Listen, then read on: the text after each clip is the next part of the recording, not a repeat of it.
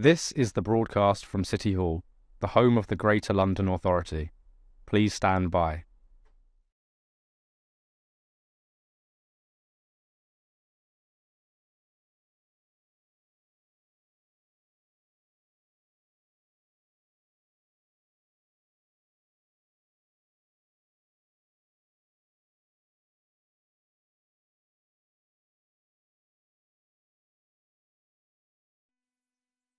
This is the broadcast from City Hall, the home of the Greater London Authority.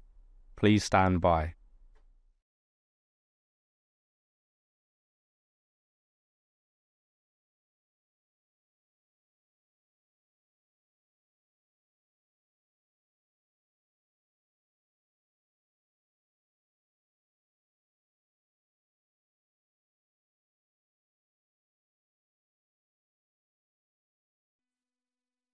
This is the broadcast from City Hall, the home of the Greater London Authority. Please stand by.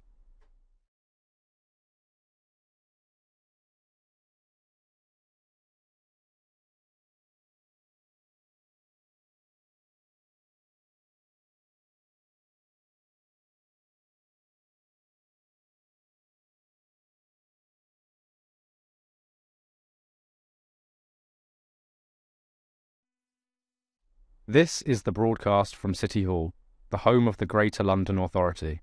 Please stand by.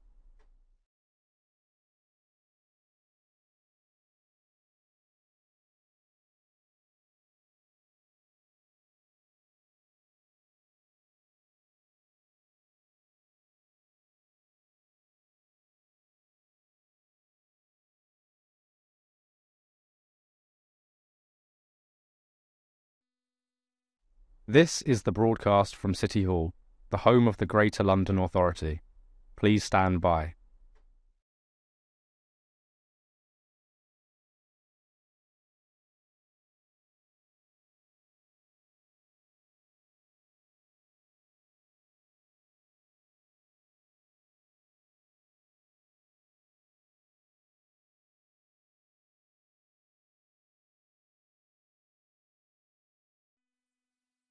This is the broadcast from City Hall, the home of the Greater London Authority. Please stand by.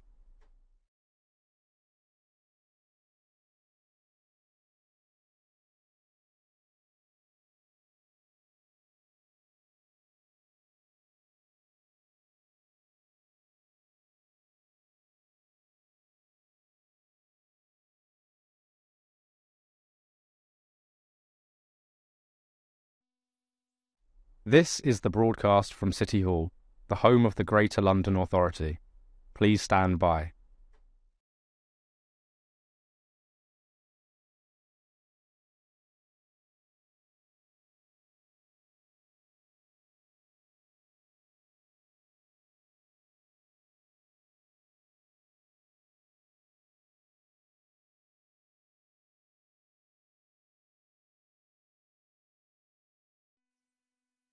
This is the broadcast from City Hall, the home of the Greater London Authority.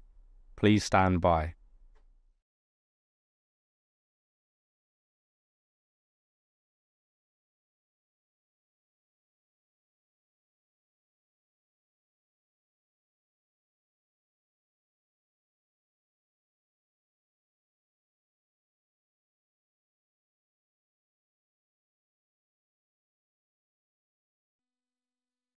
This is the broadcast from City Hall, the home of the Greater London Authority.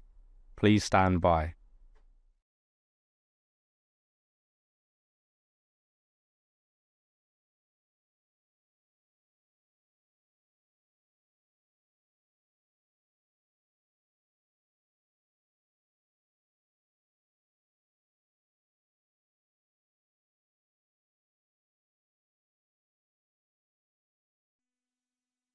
This is the broadcast from City Hall, the home of the Greater London Authority. Please stand by.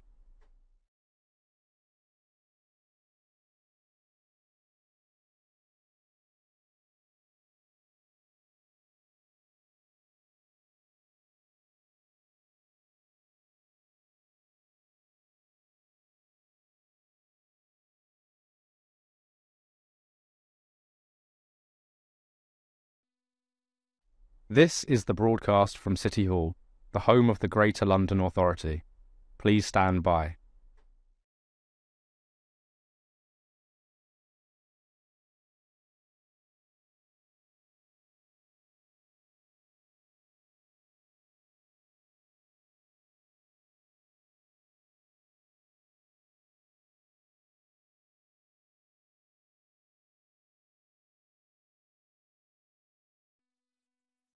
This is the broadcast from City Hall, the home of the Greater London Authority. Please stand by.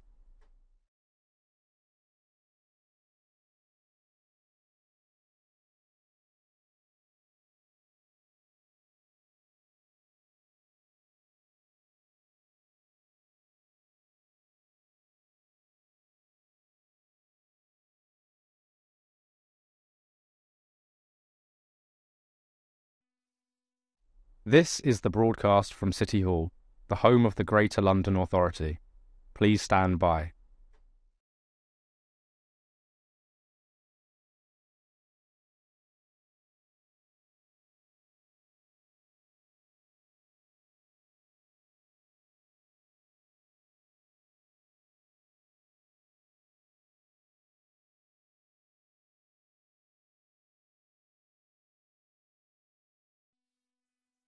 This is the broadcast from City Hall, the home of the Greater London Authority.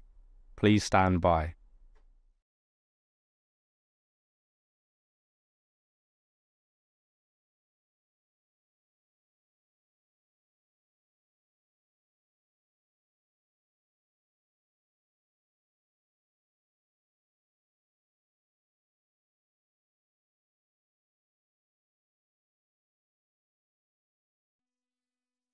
This is the broadcast from City Hall, the home of the Greater London Authority. Please stand by.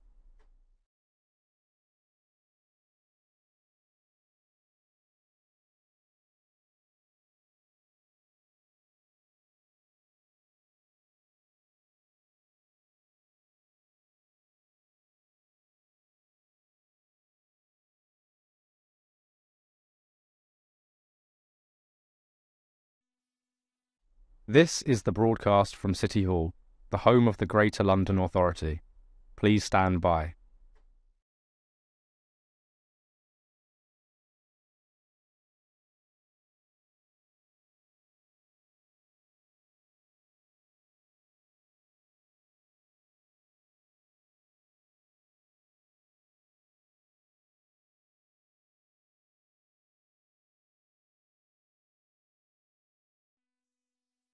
This is the broadcast from City Hall, the home of the Greater London Authority.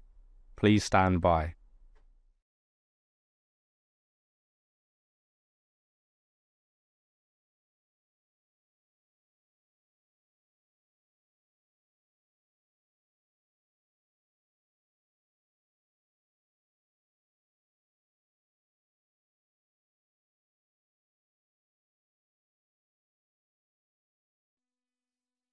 This is the broadcast from City Hall, the home of the Greater London Authority.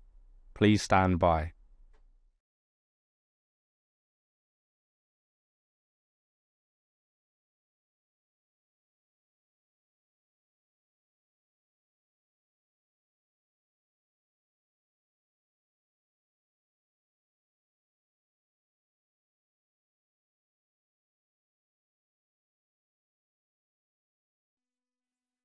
This is the broadcast from City Hall, the home of the Greater London Authority. Please stand by.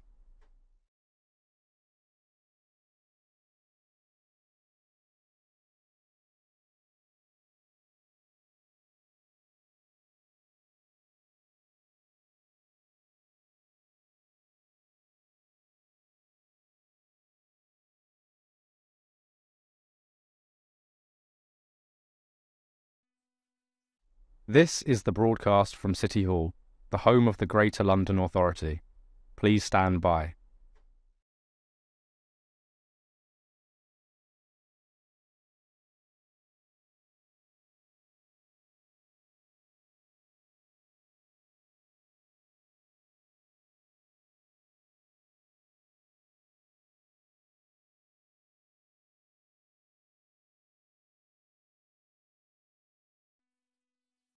This is the broadcast from City Hall, the home of the Greater London Authority. Please stand by.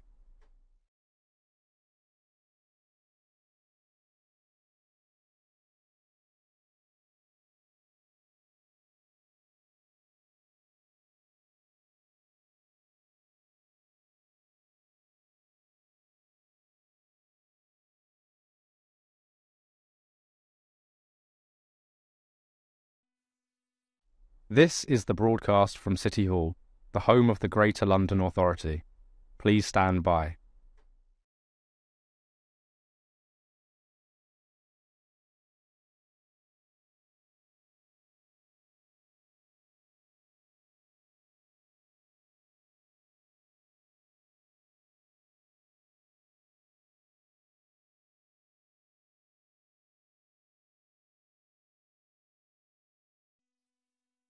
This is the broadcast from City Hall, the home of the Greater London Authority. Please stand by.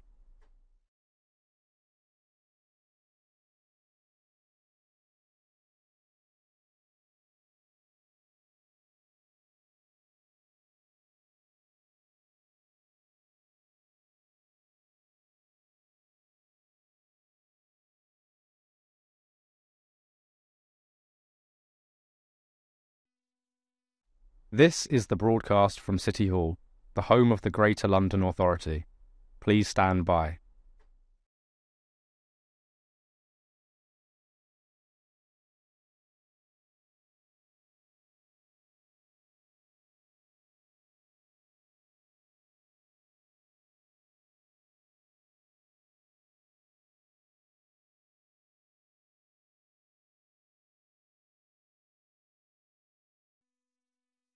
This is the broadcast from City Hall, the home of the Greater London Authority.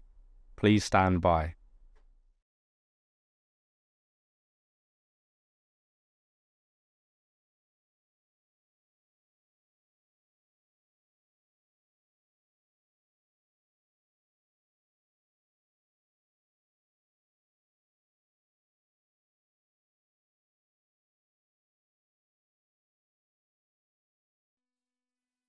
This is the broadcast from City Hall, the home of the Greater London Authority. Please stand by.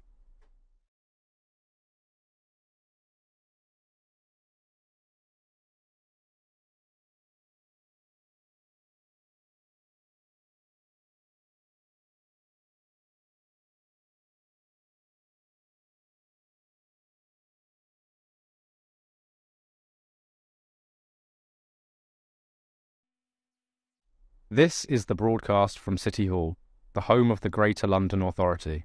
Please stand by.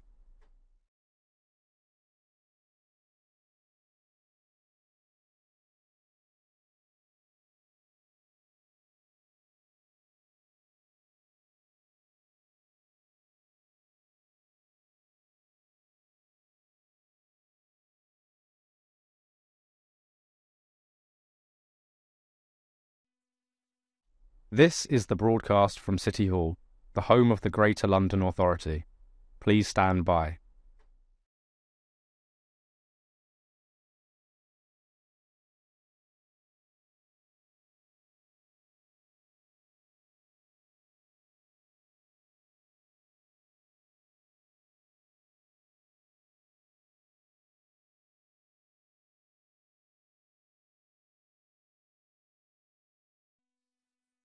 This is the broadcast from City Hall, the home of the Greater London Authority. Please stand by.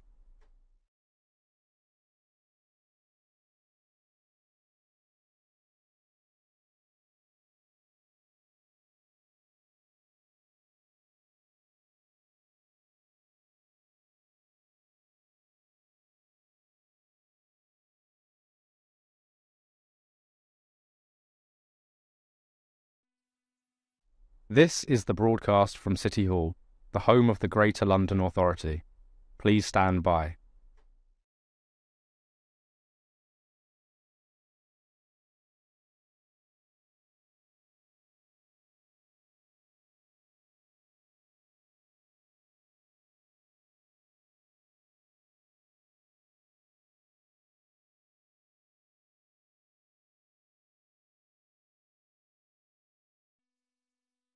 This is the broadcast from City Hall, the home of the Greater London Authority.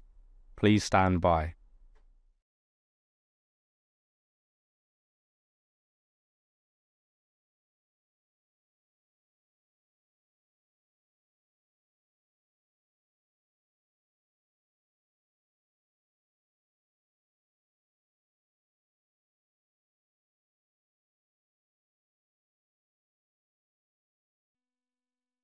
This is the broadcast from City Hall, the home of the Greater London Authority. Please stand by.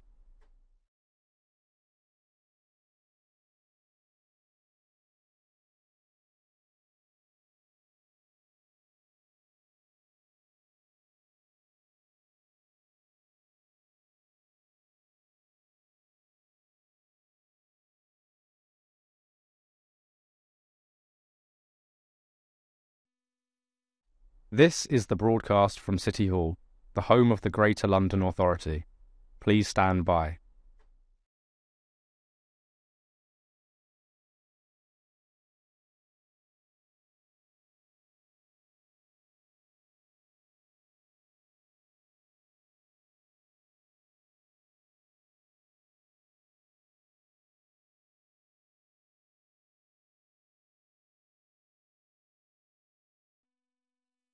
This is the broadcast from City Hall, the home of the Greater London Authority. Please stand by.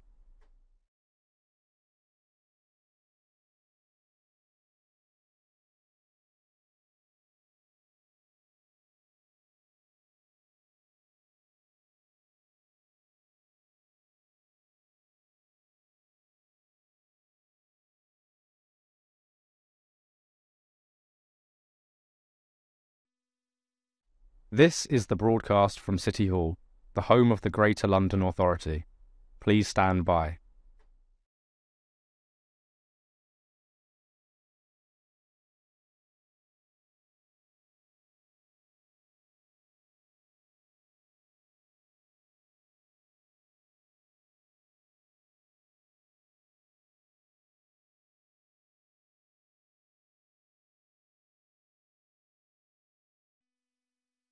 This is the broadcast from City Hall, the home of the Greater London Authority. Please stand by.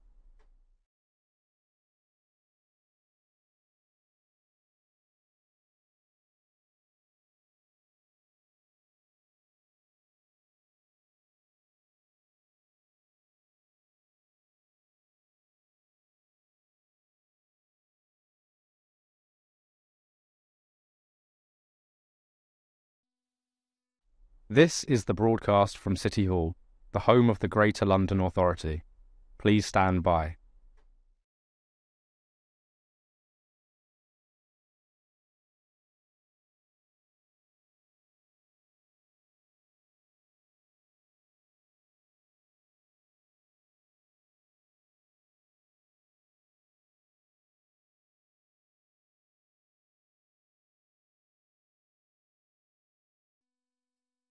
This is the broadcast from City Hall, the home of the Greater London Authority.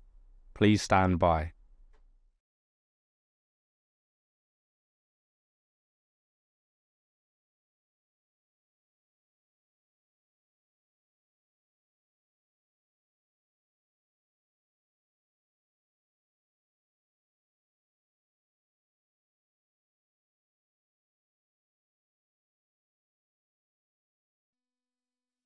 This is the broadcast from City Hall, the home of the Greater London Authority. Please stand by.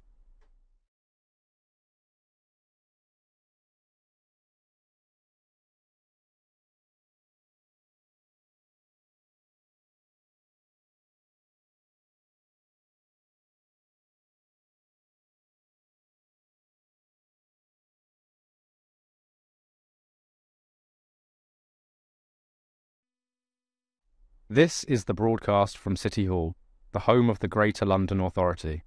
Please stand by.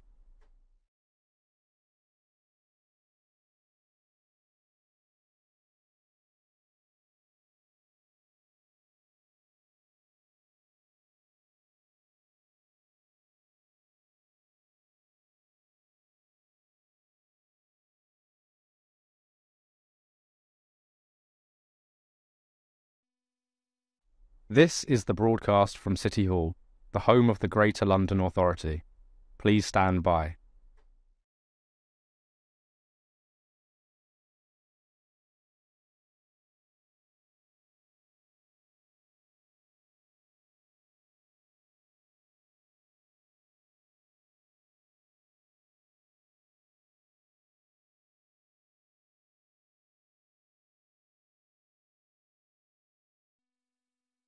This is the broadcast from City Hall, the home of the Greater London Authority.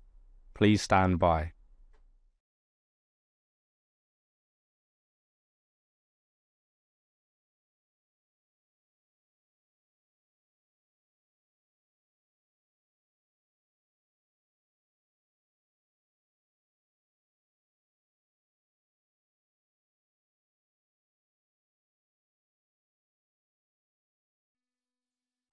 This is the broadcast from City Hall, the home of the Greater London Authority. Please stand by.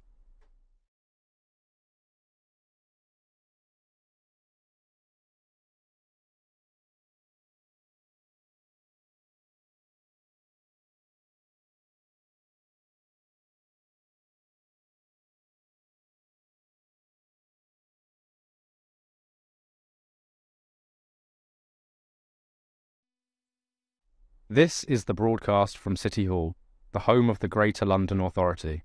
Please stand by.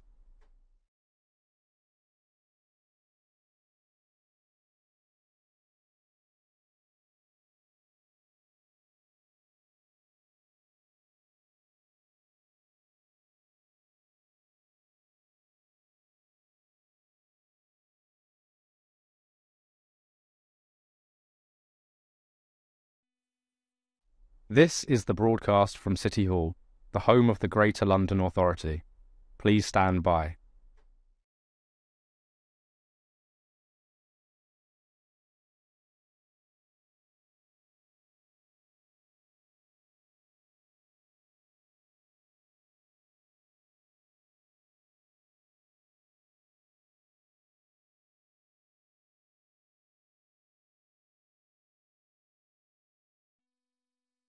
This is the broadcast from City Hall, the home of the Greater London Authority.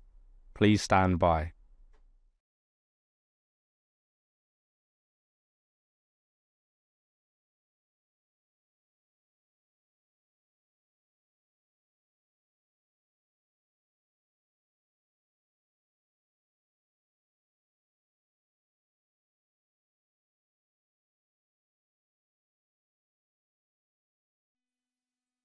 This is the broadcast from City Hall, the home of the Greater London Authority. Please stand by.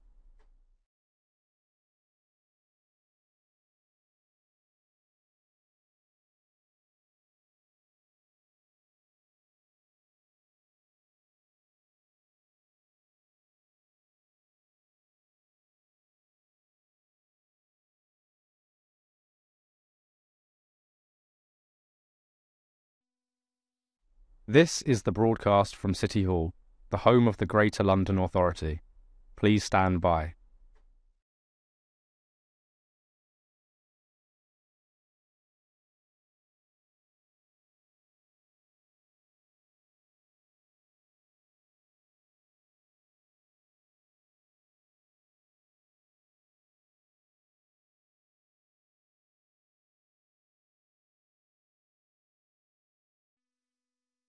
This is the broadcast from City Hall, the home of the Greater London Authority.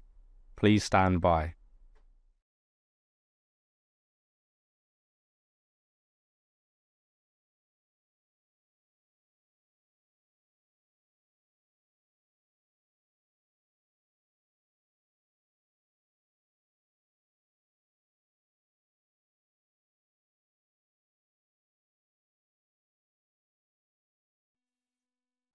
This is the broadcast from City Hall, the home of the Greater London Authority. Please stand by.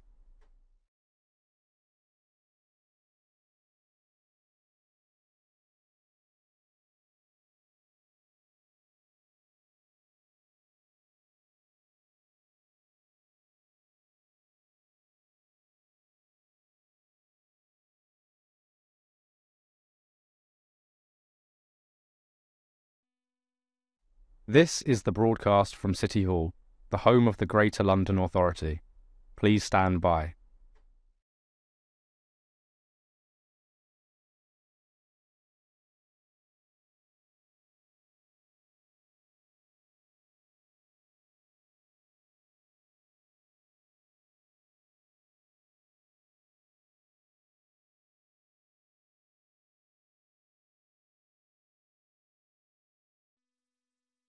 This is the broadcast from City Hall, the home of the Greater London Authority. Please stand by.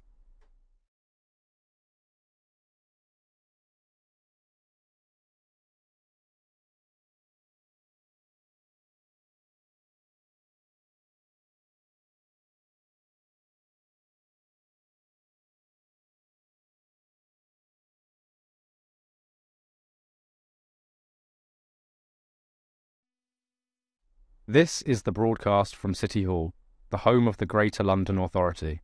Please stand by.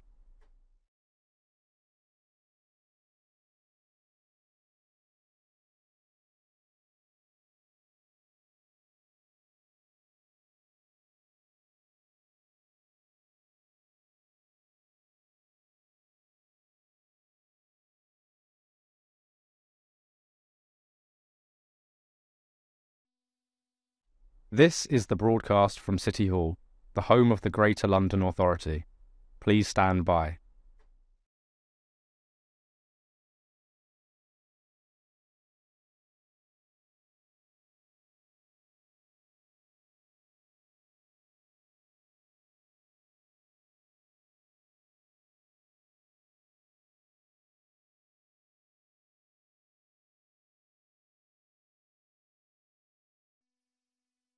This is the broadcast from City Hall, the home of the Greater London Authority.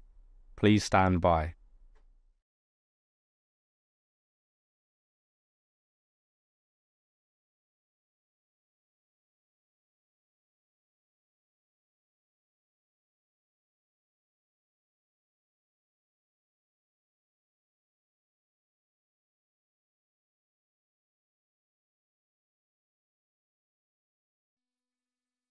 This is the broadcast from City Hall, the home of the Greater London Authority. Please stand by.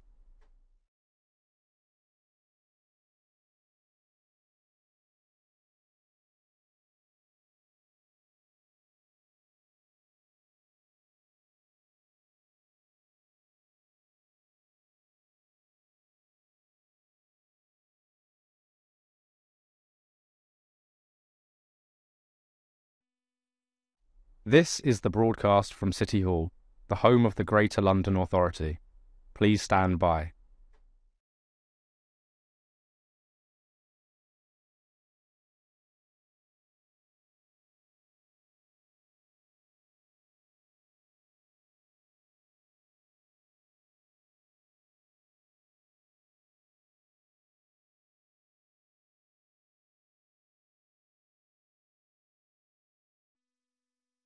This is the broadcast from City Hall, the home of the Greater London Authority. Please stand by.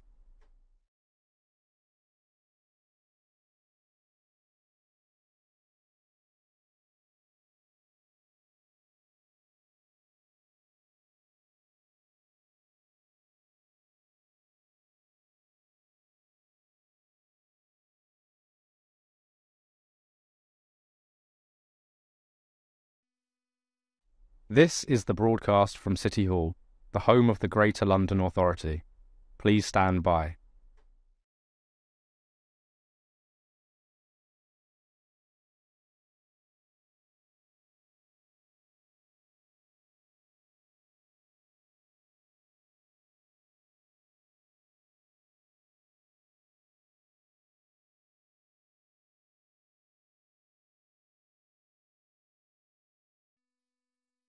This is the broadcast from City Hall, the home of the Greater London Authority.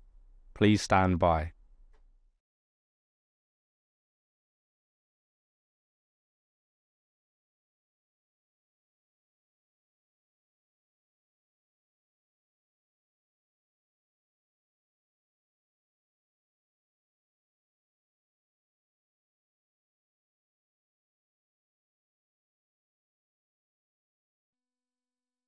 This is the broadcast from City Hall, the home of the Greater London Authority.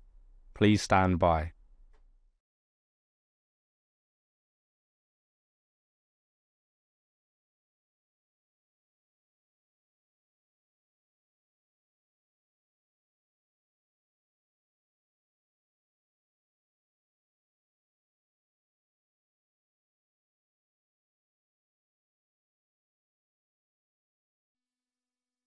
This is the broadcast from City Hall, the home of the Greater London Authority.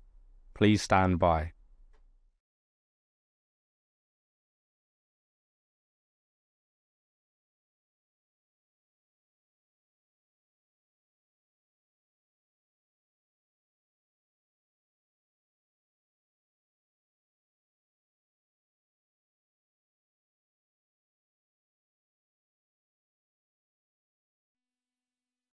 This is the broadcast from City Hall, the home of the Greater London Authority. Please stand by.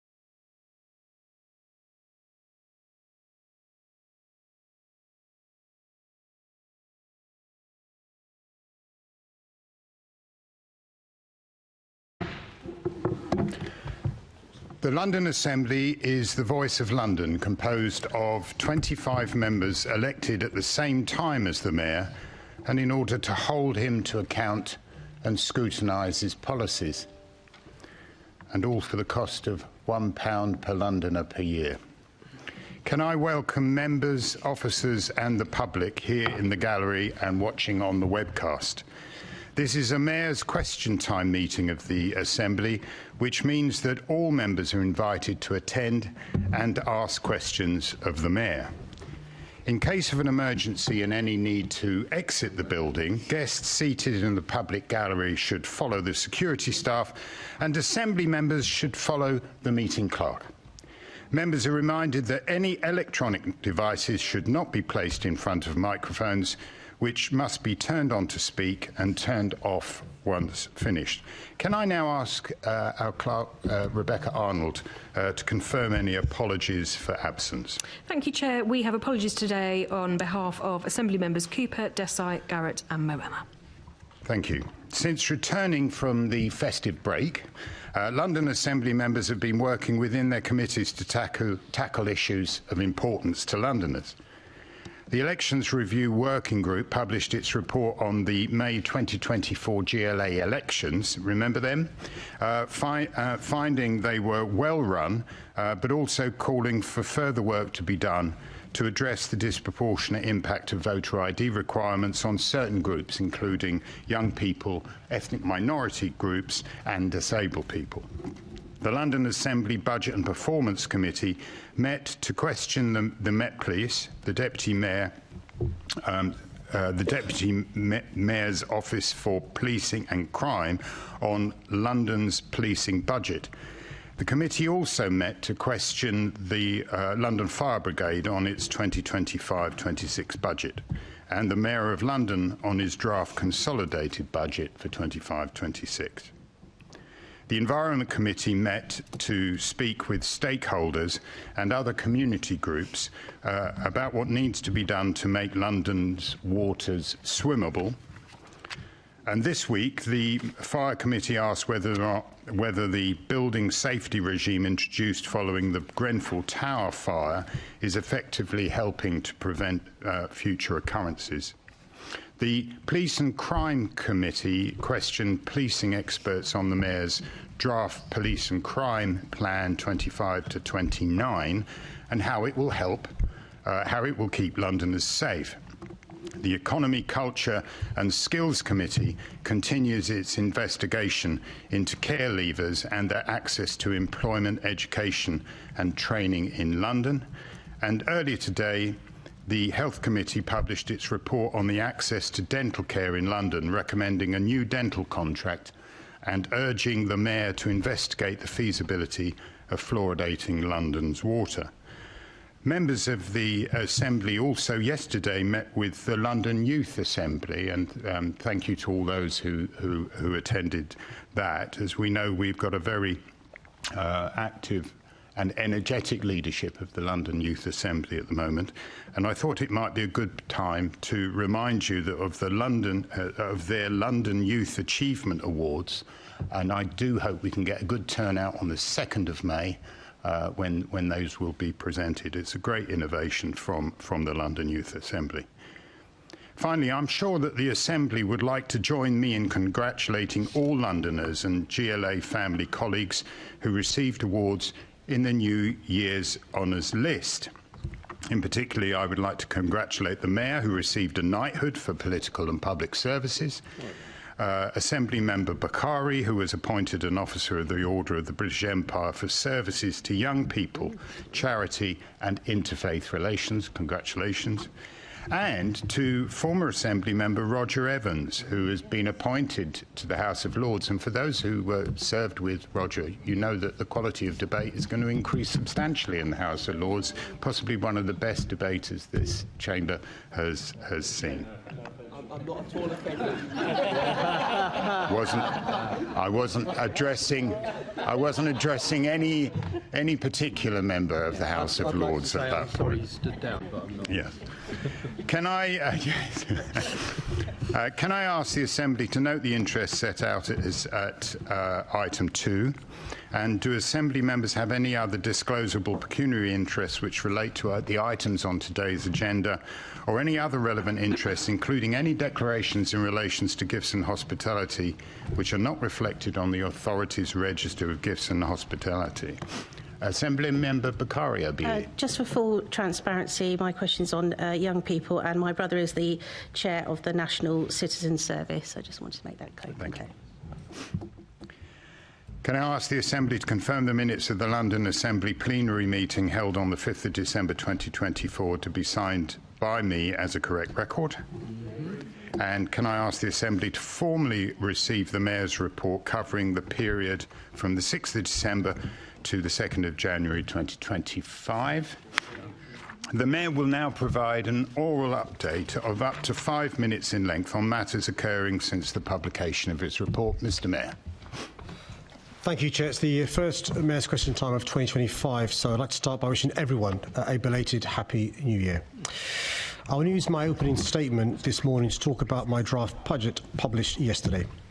I'm planning to increase council tax to provide urgently needed funding for the Met Police Service. The last thing I want to do is increase council tax at a time when many household budgets are stretched. But keeping Londoners safe is my top priority as Mayor, and I'll always use all the levers at my disposal to ensure the police in our city have the funding they require to tackle crime. The government recently announced more than £200 million of extra funding for policing in London. This represents more additional core government funding in 1 year than the Met received between 2010 and 2024.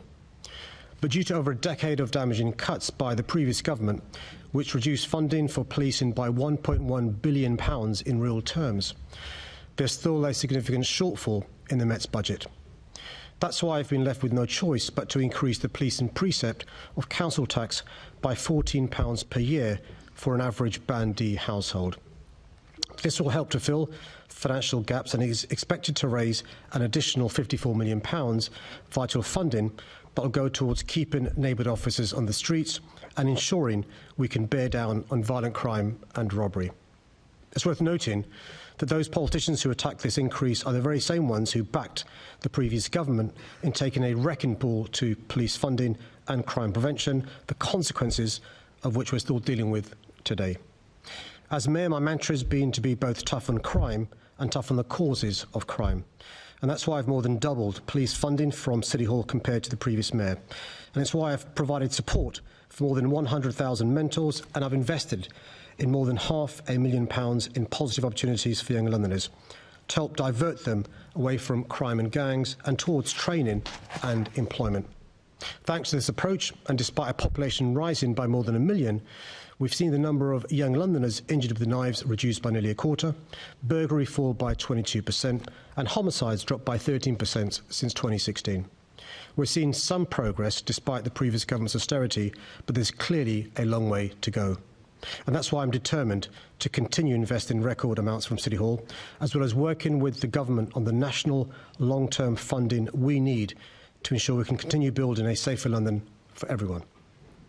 And now I want to finish by paying tribute to Andy Rowe, who's announced he intends to retire after 5 years as Commissioner of the London Fire Brigade. In this job, I get to work with many brilliant public servants, but it really has been a privilege to work with Andy on the transformation of the LFB. In my view, he's done an outstanding job. Under his leadership and with the support of City Hall, the London Fire Brigade has made significant progress in improving its performance and culture.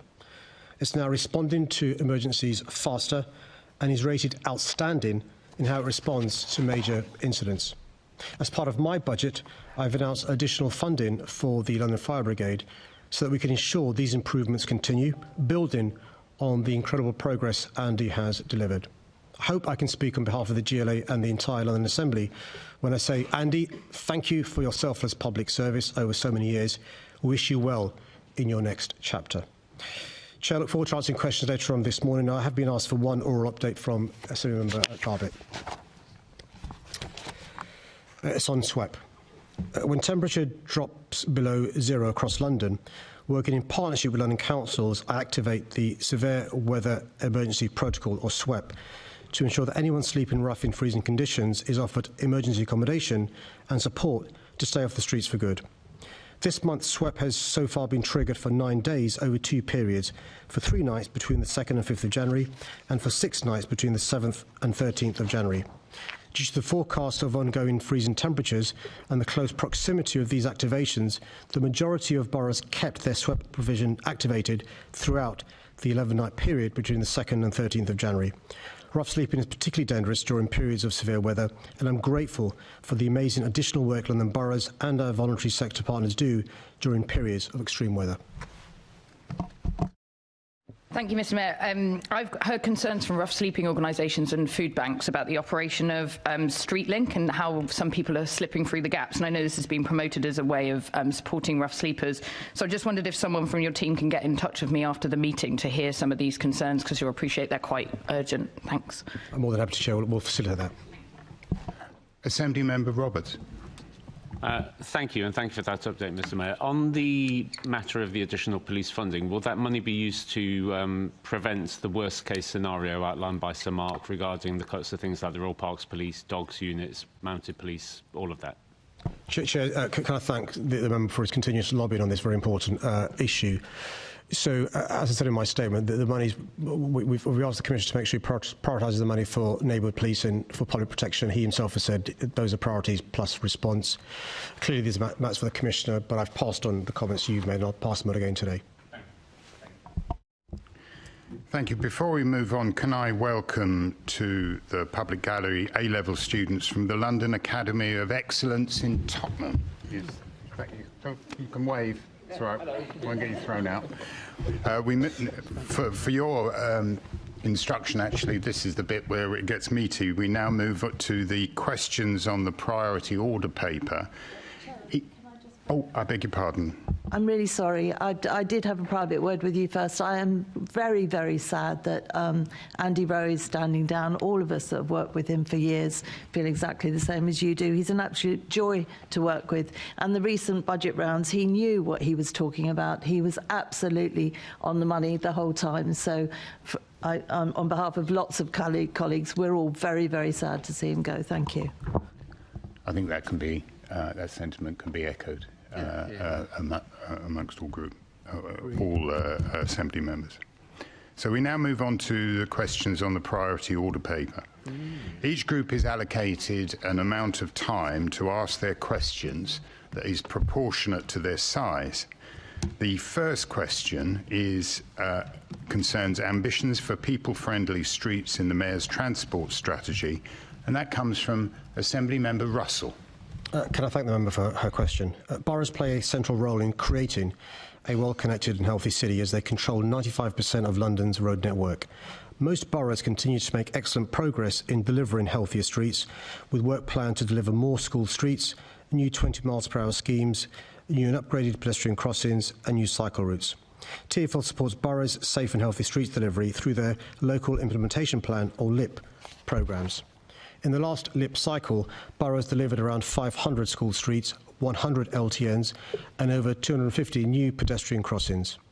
TfL's long-term work with good boroughs to deliver and develop cycleways has seen the length of the strategic cycle network more than quadruple since 2016.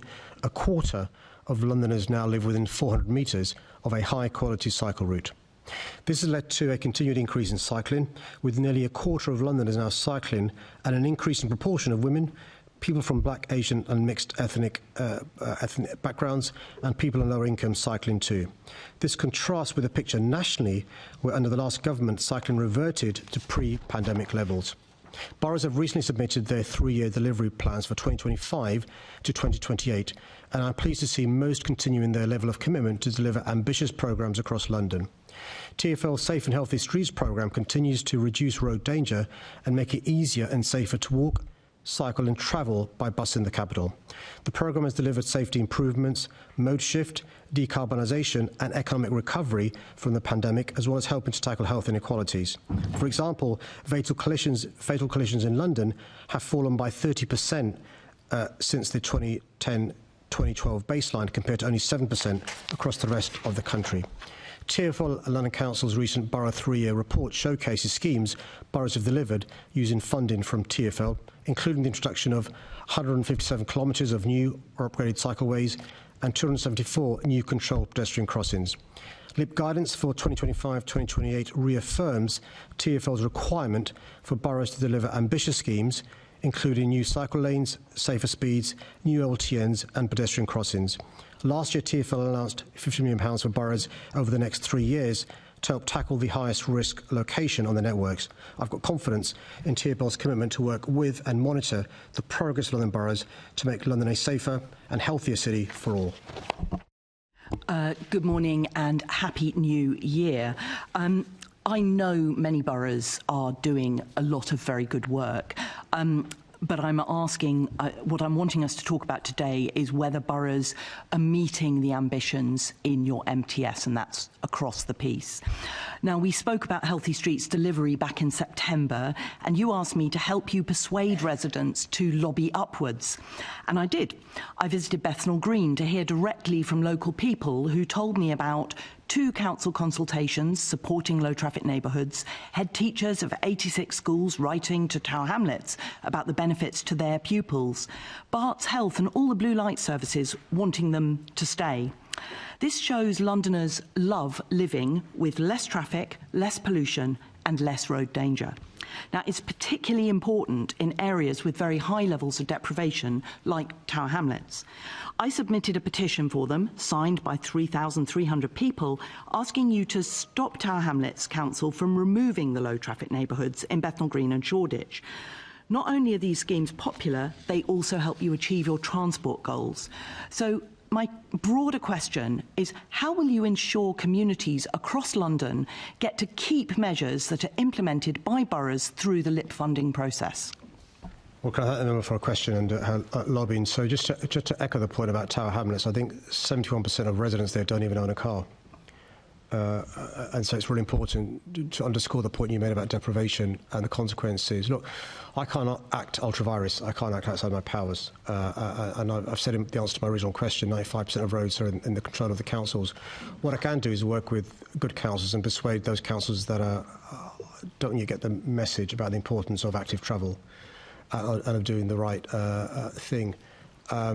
She'll be aware that there are other councils also who have not always been constructive on these issues. We are continuing to work closely with all boroughs where we can to persuade them to have active travel policies. The LIP funding must be in accordance with LIP guidance, and so LIP money can't be spent on policies that aren't in accordance with the MTS, which gives us some reassurance about this money not being used for things that are, anti-active travel. Okay, so that's good to hear you say that LIP funding must be in accordance with LIP guidance. That's a really important principle. We know from the TfL Travel in London's survey that your MTS targets are not on track fully to be met. It's your transport strategy that sets the direction, and if the boroughs don't achieve the outcomes that are required, the GLA Act does give you, the mayor, the power to actually take over from the boroughs. Now, just holding back on funding to certain boroughs or letting them take out schemes that are paid for with LIP money would mean too many Londoners being denied safe conditions for walking and cycling. So, is anything stopping you from using your powers to ensure the boroughs implement and keep the LIP-funded measures needed to meet your net zero ambition and the targets in your transport strategy? Yes, so the 3-year plans that the boroughs have put forward, and all 32 boroughs actually have engaged really constructively with TfL, that sets out boroughs' plans for the next 3 years, and LIP funding to those 3 boroughs will be in accordance with the policies those councils have. A borough may, do the wrong thing in one part of its borough, in the views of you and me, but they may do the right thing in other parts of the borough. That's why withdrawing money from a council may be counterproductive, because, as you said, we don't want to punish residents in relation to a council not being able to do the right things in other parts of the borough. Mr. Mayor, if you're not going to use your powers, I can't see how you'll provide all Londoners with those safe and accessible ways to get around our city, but I'm out of time, so thank you. The next question concerns vaccine rates and medical misinformation, and it's in the name of Assembly Member Hirani. Thanks for your question. Misinformation about vaccinations puts lives at risk. Dangerous propaganda undermines public confidence in vaccines and discourages people, including the most vulnerable, from taking up the vital protection they provide. We know from our experiences in the COVID-19 pandemic that the best way to combat misinformation is by sharing accurate information about vaccines from trusted voices, and we all have a role to play in this. While the responsibility for the delivery and promotion of vaccination sits with the NHS and the UK Health Security Agency, UKSHA, I continue to support their efforts by working to ensure Londoners have access to the right information about how to protect their health. When I received my flu vaccination in October, I took the opportunity to encourage others to do the same, reminding Londoners that vaccination is the best way to protect themselves and others from becoming seriously ill. Protecting ourselves against illnesses like flu also helps reduce pressure on the NHS during the busy winter period. I continue to support the recent NHS campaign, Why We Get Vaccinated. This targeted campaign helps to combat misinformation by sharing vital facts about the importance of vaccination with Londoners who may be unsure of the facts or hesitant to take up their jabs. I was pleased to see the campaign was co-produced with communities where vaccine uptake is low, as these groups can be particularly vulnerable to misinformation. The campaign also included personal stories from trusted voices such as local residents and community leaders, highlighting the reasons why they chose to get vaccinated. Importantly, it encouraged Londoners to speak to their local GP or nurse if they're unsure, to help build people's confidence and trust. All Londoners can play their part in this by having positive and factual conversations about vaccinations with their friends and family. Misinformation is a challenge we're facing across many areas beyond the falsehoods being told about vaccines. That's why City Hall works hard to counter misinformation more widely, identifying and addressing misinformation, working to improve Londoners' ability to spot misinformation, and ensuring accurate content is amplified across all our channels. Thank you, and thank you for your comprehensive answer. Nigel Farage last year called for a public inquiry into vaccine harm, saying that, I want to know why we were lied to. He went on to say that we were told to take the so-called vaccine and you won't catch COVID, take the vaccine, you won't pass COVID on, and both of these things were totally, completely untrue. That's a quote.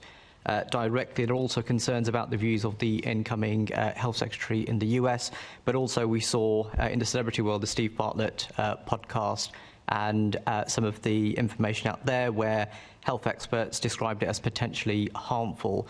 Now, you've spoken about trusted voices, and how can we ensure that, especially at the local level, that your team can work with local boroughs as well as health leaders to make sure that we're getting those trusted voices, but also in the celebrity world and politicians across all parties can make sure that they're spreading positive information, combating that misinformation? Yeah, well, thanks for your question. As a rule, I think it's unwise to amplify conspiracy theories and falsehoods, so I'm not going to repeat some of the nonsense said by people that you've quoted. We saw some of this during the pandemic. If you did a rectangle, on the one extreme you've got COVID deniers, conspiracy theorists, anti-vaxxers. On the other extreme, those who get it, and the vast majority of us are in the middle. And what we need to do is to work with people that are trusted by the group in the middle to reassure people about the benefits of vaccinations. We've seen in relation to a number of diseases that would kill tens of thousands of people in our country decades ago, they've almost been expunged because of vaccines, measles being a good example. I'm concerned there are too many parents not allowing their children to have a measles vaccine, which leads to problems later on down the road.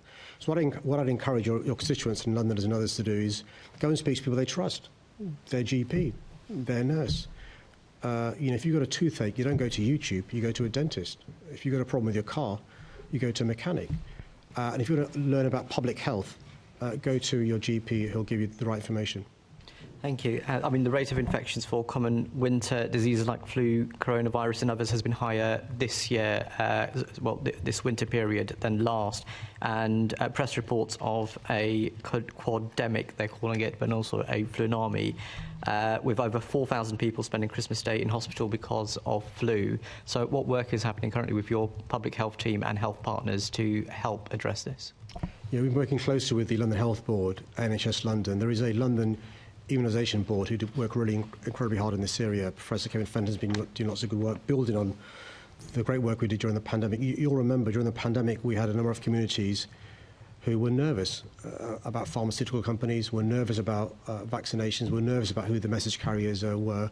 And we built up trust and confidence with these communities, which led to many of them having vaccines, which reduced the numbers of lives lost. We've got to make more progress, and so I know members of this Assembly are respecting their communities. Any influence they've got, I'd encourage them to use to encourage your constituents and residents to take up the offer of vaccines. They can save your life and make your family safer as well. Thank you. Thank you, Mr. Mayor. The next question concerns progress on rail devolution, and it's in the name of Assembly Member Prince. Can I thank him for his question and a Happy New Year? Londoners rely on train services to be fast, frequent, reliable and affordable every day. Services on the wider rail network should meet the same high standards Londoners expect from the TfL network, but this isn't the case consistently across London's suburban rail links. TfL has a proven track record of making rail services better. Customers using the London Overground and Elizabeth Line benefit from more reliable performance, clear and transparent fares, and an integrated customer experience, making it easy to change between tube and rail. Importantly, timetabling and investment decisions are made by TfL, which is directly accountable to Londoners. Further devolved services will provide clearer, cheaper fares, transparent management, and economic benefits, as well as enabling house building. The biggest potential would be in South London, where house building rates are less than half the rest of London because of poor transport connections. The natural time for devolution to occur is when the franchises with the current operators comes to an end, so progress is to some extent contingent on these existing processes. Devolution of Great Northern and South Eastern services could be delivered most swiftly as these franchises end sooner, and these are expected to have the strongest business case. Southern and South Western would be long-term possibilities. Sadly, progress was significantly set back by the previous government playing politics with rail devolution. Even when Boris Johnson was mayor, then Transport Secretary Chris Grayling wrote to Boris Johnson, which was subsequently leaked privately, admitting he'd blocked a TfL rail devolution plan because he wanted, and I quote, to keep suburban rail services out of the clutches of any future Labour mayor. But this new government is taking a different approach. They're now working on the creation of Great British Railways to oversee national rail transport in the UK.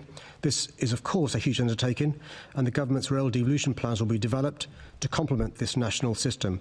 I've had several important discussions with the new government on transport delivery in London, while TfL continues to make positive conversations with officials. We've already started to see the fruits of this work with proposals for enhanced roles for mayors, including Nova Transport, being included in the recent English devolution white paper. Given the state of the railways and the governance structures that the government inherited, this work unfortunately won't happen overnight.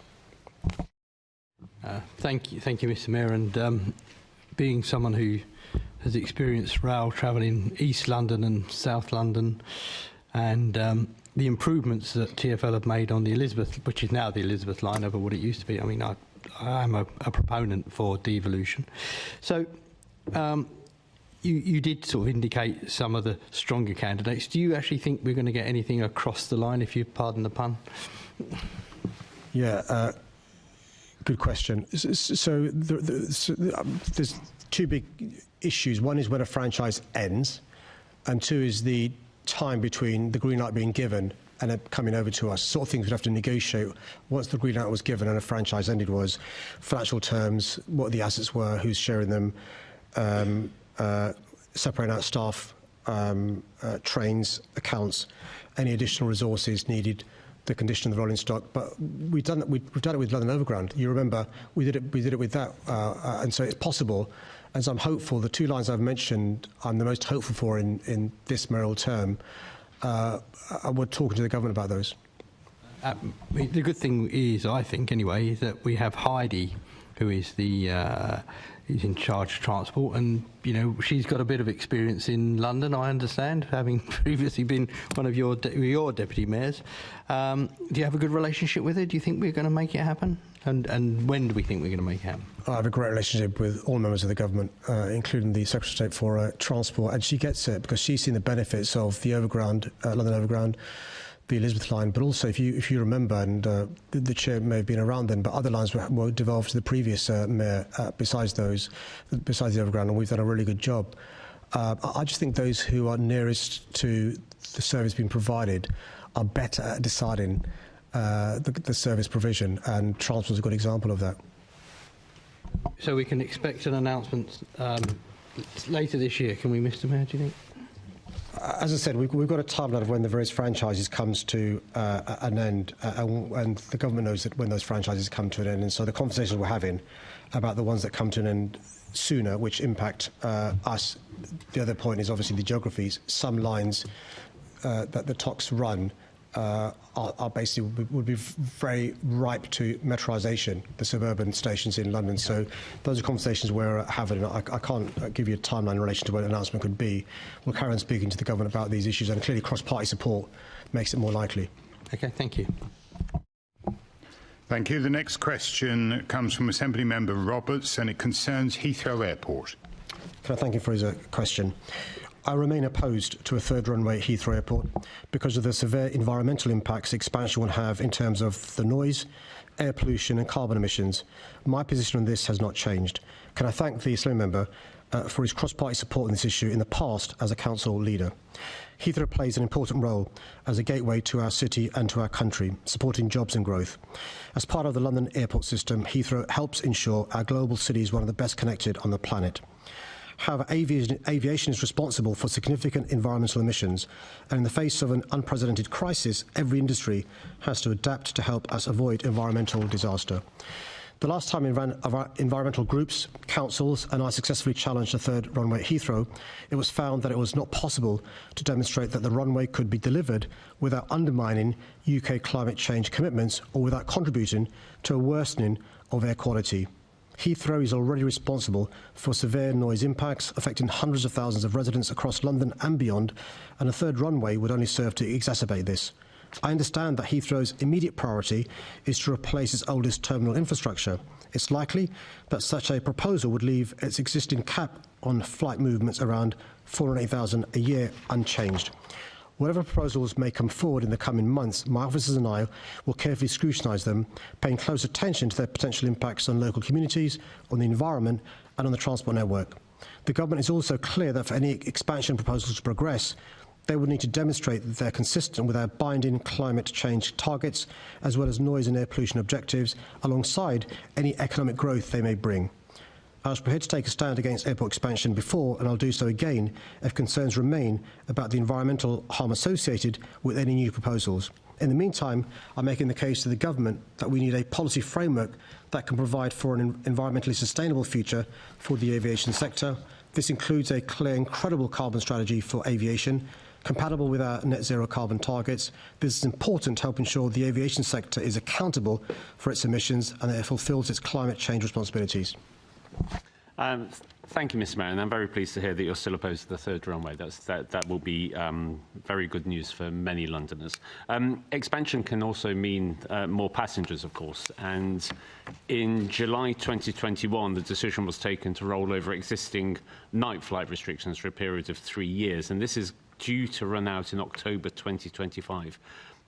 Do you support the continuation of the existing restrictions on night flights after 2024? What we're doing, Chair, as he expects to do, is to consult and listen to councils, residents and others before we form a view in relation to that issue. What's the experience been, pros and cons, and once we've properly listened to and worked with those communities who know this best, we'll then be responding. Thank you, and you'd be more than welcome to come to Richmond and hear the views of people about night flights and their continuation. On the subject of consultations, Hillingdon Council has currently got a consultation out as the relevant local authority regarding the easterly alternation changes, which could have a particular impact on residents in Hounslow and Twickenham. Have you made a contribution to the planning application, and if so, what was your response? And if not, what will be your response? I'm not across that particular proposal. Can I go away and look into that and find out more about that? But I'm grateful for it being brought to my attention. Thank you. Thank you. It's due to end in about a week's time, so you may wish to ask for an extension, as is being asked. Just on the subject of Gatwick, if I may, with the time I have allowing. Gatwick has an application in for an additional runway. Should this be approved, do you feel that this will fill the need that Heathrow has got for additional capacity, which they're currently vying for? I'm always careful not to be pitted one airport against the other for obvious reasons. Luton, of course, also claims to be London Airport, as indeed does Birmingham, and I'm told so does Liverpool and Manchester. So they're all London airports where they want to be. Clearly, look, if Gatwick was to, in the hypothetical case, be given permission for a second runway, that makes it a slam dunk against any possibility of a third runway at Heathrow, even if there was a theoretical possibility of a third runway at Heathrow. I think it's possible to understand the importance of aviation to our economy, but also recognise the crisis we face in terms of climate. You'll be aware it's not just climate, it's also noise and air pollution as well. Yeah. Thank you, Mr. Mayor. Thank you, Chair. Assembly Member Polanski. Thank you, Chair. The Airport National Policy Statement, the ANPS, in October I asked you if you'd had any conversations with the government about suspending it. You said you'd had no conversations. When there was a Conservative government, you said, suspend the ANPS immediately, this will stop Heathrow expansion. Have you had that conversation now with the new Labour government? My officials are speaking to DfT in relation to all policies in relation to transport that affects London, including the ANPS, and we'll make sure, well, the government already knows my views in relation to aviation, and I've set out in the answer to Senator Roberts, my first answer, our views haven't changed. With respect, you're answering a slightly different question, so let me be very specific. Will you have a conversation with this Labour government about suspending the ANPS? We are speaking to the government about the ANPS. We'll carry on having a conversation with the about the ANPS as well. So you're having that conversation. Will you be calling for them to suspend it because that's how you stop Heathrow expansion? Well, there are two issues in relation to Heathrow in terms of expansion. One is in terms of a runway. One is in terms of the point made by Senator Roberts, which is passengers, but without exceeding the flight capacity. So there are all sorts of conversations about expansion. We are against a third runway at Heathrow Airport for the reasons I've set out. The way to stop a new runway at Heathrow is to make sure the government understands the problems there would be if Heathrow came back with plans for a third runway. Your story's changing, though, because when there was a Conservative government, the way to stop Heathrow expansion was to suspend the ANPS. Once again, will you speak to this Labour government about suspending the ANPS, and can you answer the question? We are speaking to the Labour government about the ANPS and other policies as well. About suspending it? We are speaking to the government about the ANPS. That includes about suspending it? Will you speak to the government about suspending the ANPS because that's how you delay or stop Heathrow expansion? Well, otherwise, it just sounds like lip service. Well, the Deputy Leader of the Green Party is more than able to write a letter to the government if he objects to the ANPS. So you're going to co-sign that letter? Because a minute ago you were talking about cross-party agreement on this. Sensible policies from sensible parties I'll always agree upon. Is suspending the ANPS and stopping Heathrow expansion a sensible policy? Well, Chair, I've been quite clear in relation to my record as Mayor for the last 8.5 years opposing the expansion of Heathrow by a new runway, to the point... You spent 5 minutes avoiding answering a question. Will you ask the Labour government to suspend the ANPS and stop Heathrow expansion? To the point that I use taxpayers' money to instruct lawyers to act in a legal challenge, and we brought a digital review, working with councils on a cross-party basis, environmental groups and others. If it was the case that Heathrow Airport was to come back with plans for a new runway at Heathrow Airport, which is supported by the government, I wouldn't hesitate to also launch, with partners and colleagues, another legal challenge. There's lots of young people in the gallery, and very often you talk about caring about the climate crisis. You talk about wanting to stop Heathrow expansion, but when I'm asking you, the single thing you can do as London Mayor to stop Heathrow expansion, you're just obfuscating and not answering the question. Will you talk to the Labour government about suspending the ANPS, the single way to stop Heathrow expansion? Well, I suspect because there are people in the gallery, that's why he's playing to it. That's not the way to... Are they Londoners or not? Are they Londoners or not? Politics. So you're not going to answer the question. Are you going to write to the Labour government or speak to the Labour government about suspending the ANPS? I can keep going all day, well, until my time runs out. We're all looking forward to it. I'll carry on speaking to the government on a whole host of issues, including the ANPS. Chair, I know he absolutely has not answered the question. It's interesting that he won't ask for Labour government to suspend the ANPS and stop Heathrow expansion. That's lip service. Well, I thought he was going to carry on all day, Chair. He's given up. The next question has been withdrawn, so on the order paper. So the question after that is from Assembly Member Duval, and it concerns the Police and Crime Plan 2025 to 2029. Can I thank the member for his question? The safety of Londoners will always be my top priority as Mayor. Our draft Police and Crime Plan sets out how we propose to work with the Met Police Service and other partners towards helping Londoners to be safe and feel safe in their city over the next 4 years. At the core of the draft plan is a commitment to being tough on crime and tough on the causes of crime. Since coming to office, I have backed that approach with record investment both in the Met Police Service and in crime prevention work, including the creation of England and Wales' first violence reduction unit. Despite our city's population rising by over 1 million, and the Met Police Service having to make £1.2 billion of savings since 2012 and 13 due to central government underfunding, since 2016, knife crime with injury where the victim is aged under 25 is down 24%, lethal barrel discharges are down 38%, violence with injuries down 9%, Homicide is down 13%, the lowest level recorded since 2014, and burglary is down 22%. The Met Police Service is now on a path of far-reaching reform, with the Commissioner taking action to deliver less crime, more trust and high standards. The draft plan builds on these principles and achievements, setting out our key priorities for this term: reducing violence and criminal exploitation, increasing trust and confidence in the Met Police Service, and improving the criminal justice system and supporting victims. The police cannot deliver these priorities alone, and the draft plan sets out how MOPAC, the Met Police Service and partner agencies, including local councils, health services, criminal justice partners and transport operators, must continue to work together to reduce and prevent crime now and over the long term. The draft plan also sets out the measures we will be looking at to assess the Met Police Service's performance, our commitment to transparency with that data, and how I'll support and challenge the Commissioner in delivering the police service that Londoners expect and deserve. Consultation on the draft plan is open until the 12th of February, and I'd encourage all Londoners to have their say. Thank you, Mr Mayor. I mean, in terms of, as you said, it's a challenge that faces all Londoners, and we need to work together in terms of tackling crime.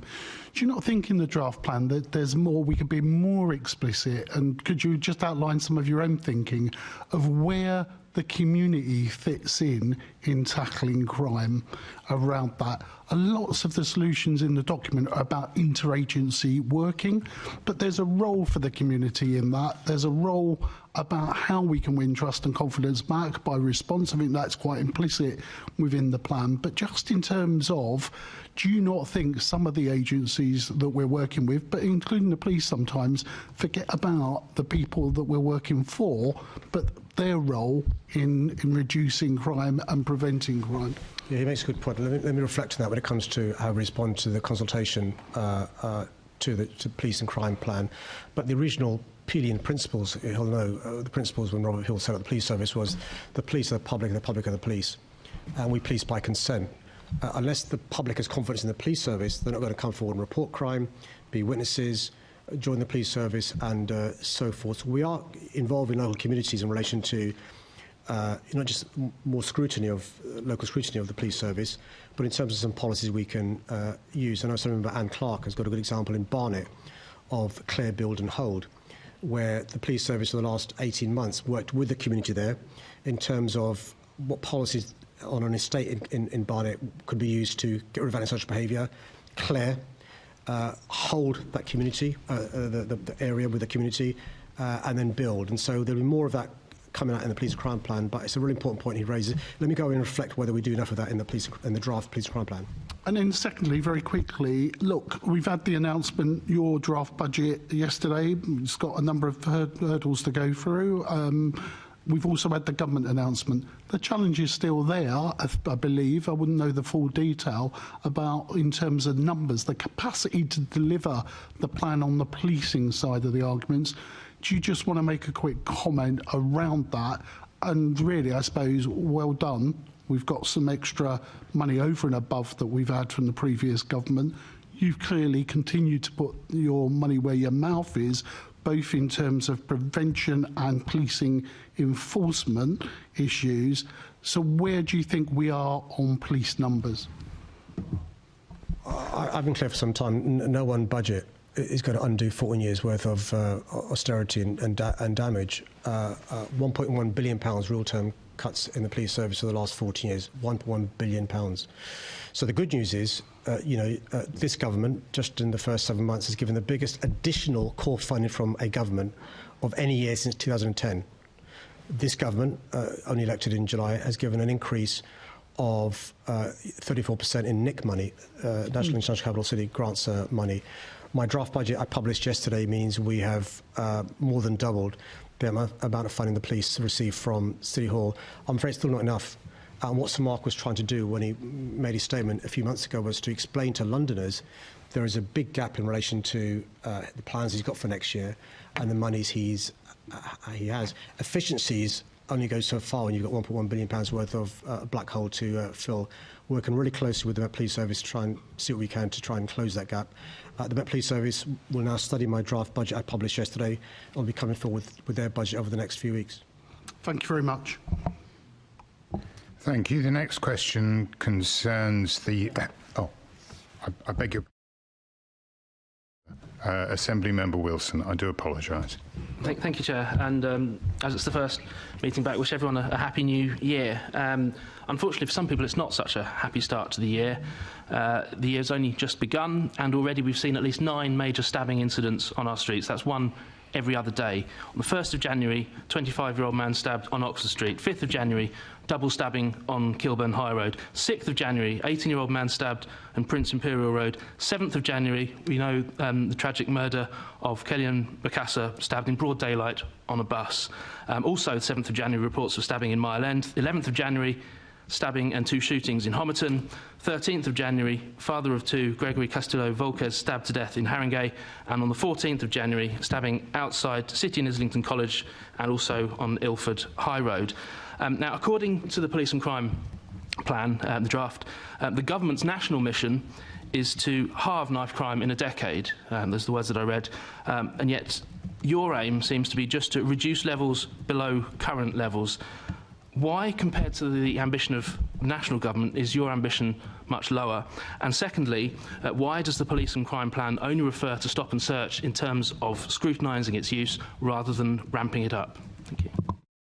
Well, firstly, I mean, although he failed to do so, let me begin by having some thoughts and consideration to the victims of those awful stabbings across London, including a bereaved family who lost Kaylin, just aged 14 years old. So the Police and Crime Plan's time period is different to the government. The government's talking about 2030. The Police and Crime Plan is for a 4-year period, but we agree with the government's ambition to reduce knife crime by half by 2030. We've been working really collegially with the new government in relation to this mission.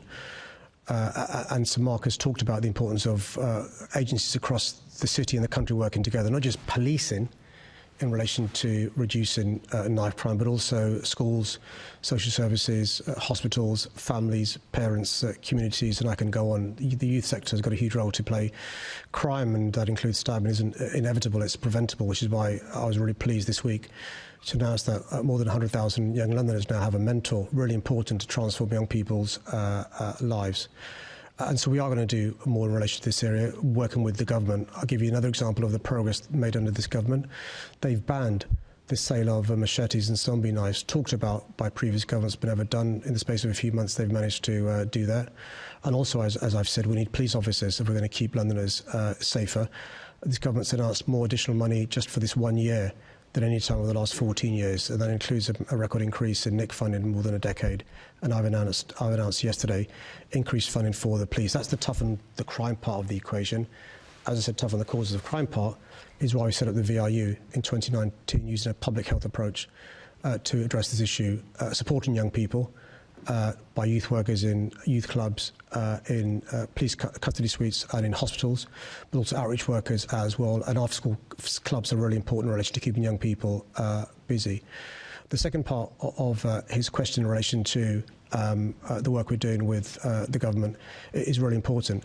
It is important that the police have all the tools they have to keep Londoners safe. Stop and search is a useful tool the police have to keep Londoners safe.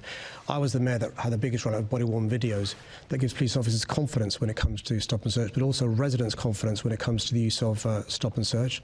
And Sir Mark has talked about how this is a useful tool used by the police, intelligence-led, based upon reasonable suspicion or when there's a good reason to do so. And we've seen over the last few months knives, guns and other offensive weapons taken off the streets because of the intelligent use of stop and search, and it will be used by the police intelligently. Thank you for that, Mr. Mayor. Now, I look to Operation Sceptre for inspiration. You remember, hopefully last week you saw, I wrote a letter to you asking to declare a public order emergency to deal with this issue and take inspiration from tools like Operation Sceptre, where this is only a week-long operation, twice a year. It's a national operation. In May 2023, took 10,000 knives off the streets across the country. In London, 170 knives off the streets, 1,358 stop and searches, and 22 warrants executed. We know this works as a tool, so I think we do need to do more of it. Now, I'm going to take your advice from a previous meeting where you asked me to try and be less angry and more constructive and perhaps use the budget process to try and put things forward. So my team has been working on a budget amendment where we would like to fund almost 1,000 police officers to deliver a targeted knife crime task force. And the way we do this is by reducing the cost of your operation. But if we reduce the cost of your staff budget back to 2016 levels, that would give us the funding to do this. Now, obviously, I can't table that as a budget amendment on my own. I need support from other groups. Would you encourage members of other groups, perhaps your own group in the Labour Party, perhaps the Conservatives, perhaps anybody, to second that amendment so that it can be discussed and debated in full next week at the budget meeting? As a rule of thumb, I never encourage anyone to work with reform. That's a clear no. So this is a really important issue, Mr. Mayor. Yeah, the figures quoted in the police and crime plan show that 70% of Londoners rank tackling knife and gun crime as one of their top priorities for London. You talked about cross-party working. I think that's it's a question of priorities. You've shown what your priority is. I'm showing what my priority is. I really, really hope that members present, other members present, perhaps will have a more constructive conversation with me. Thank you.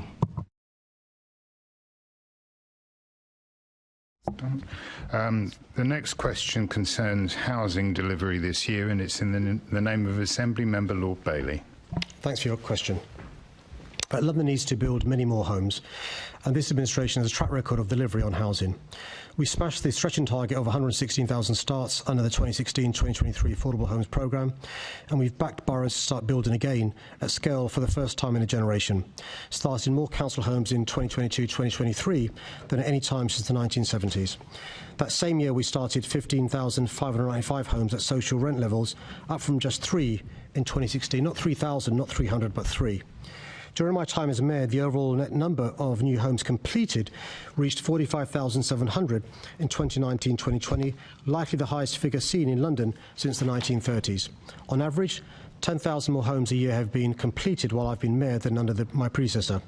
That's an additional 80,000 homes over the last 8 years compared to what would have been delivered, according to the previous mayor's delivery record, equivalent to a city the size of Chelmsford. Despite the successes we've achieved, the disastrous legacy of the previous government means these are difficult times for house building across the country, with London affected most acutely. Economic uncertainty, including the effects of the catastrophic mini-budget, the botched introduction of building safety requirements, the inflation shock of recent years exacerbated by a hard Brexit, and the historic underfunding of social housing all continue to impact new housing supply. On the Affordable Homes Programme, there's a particular issue that the previous Secretary of State did not agree the final programme allocations until summer 2023, meaning the programme couldn't start until later in 2023.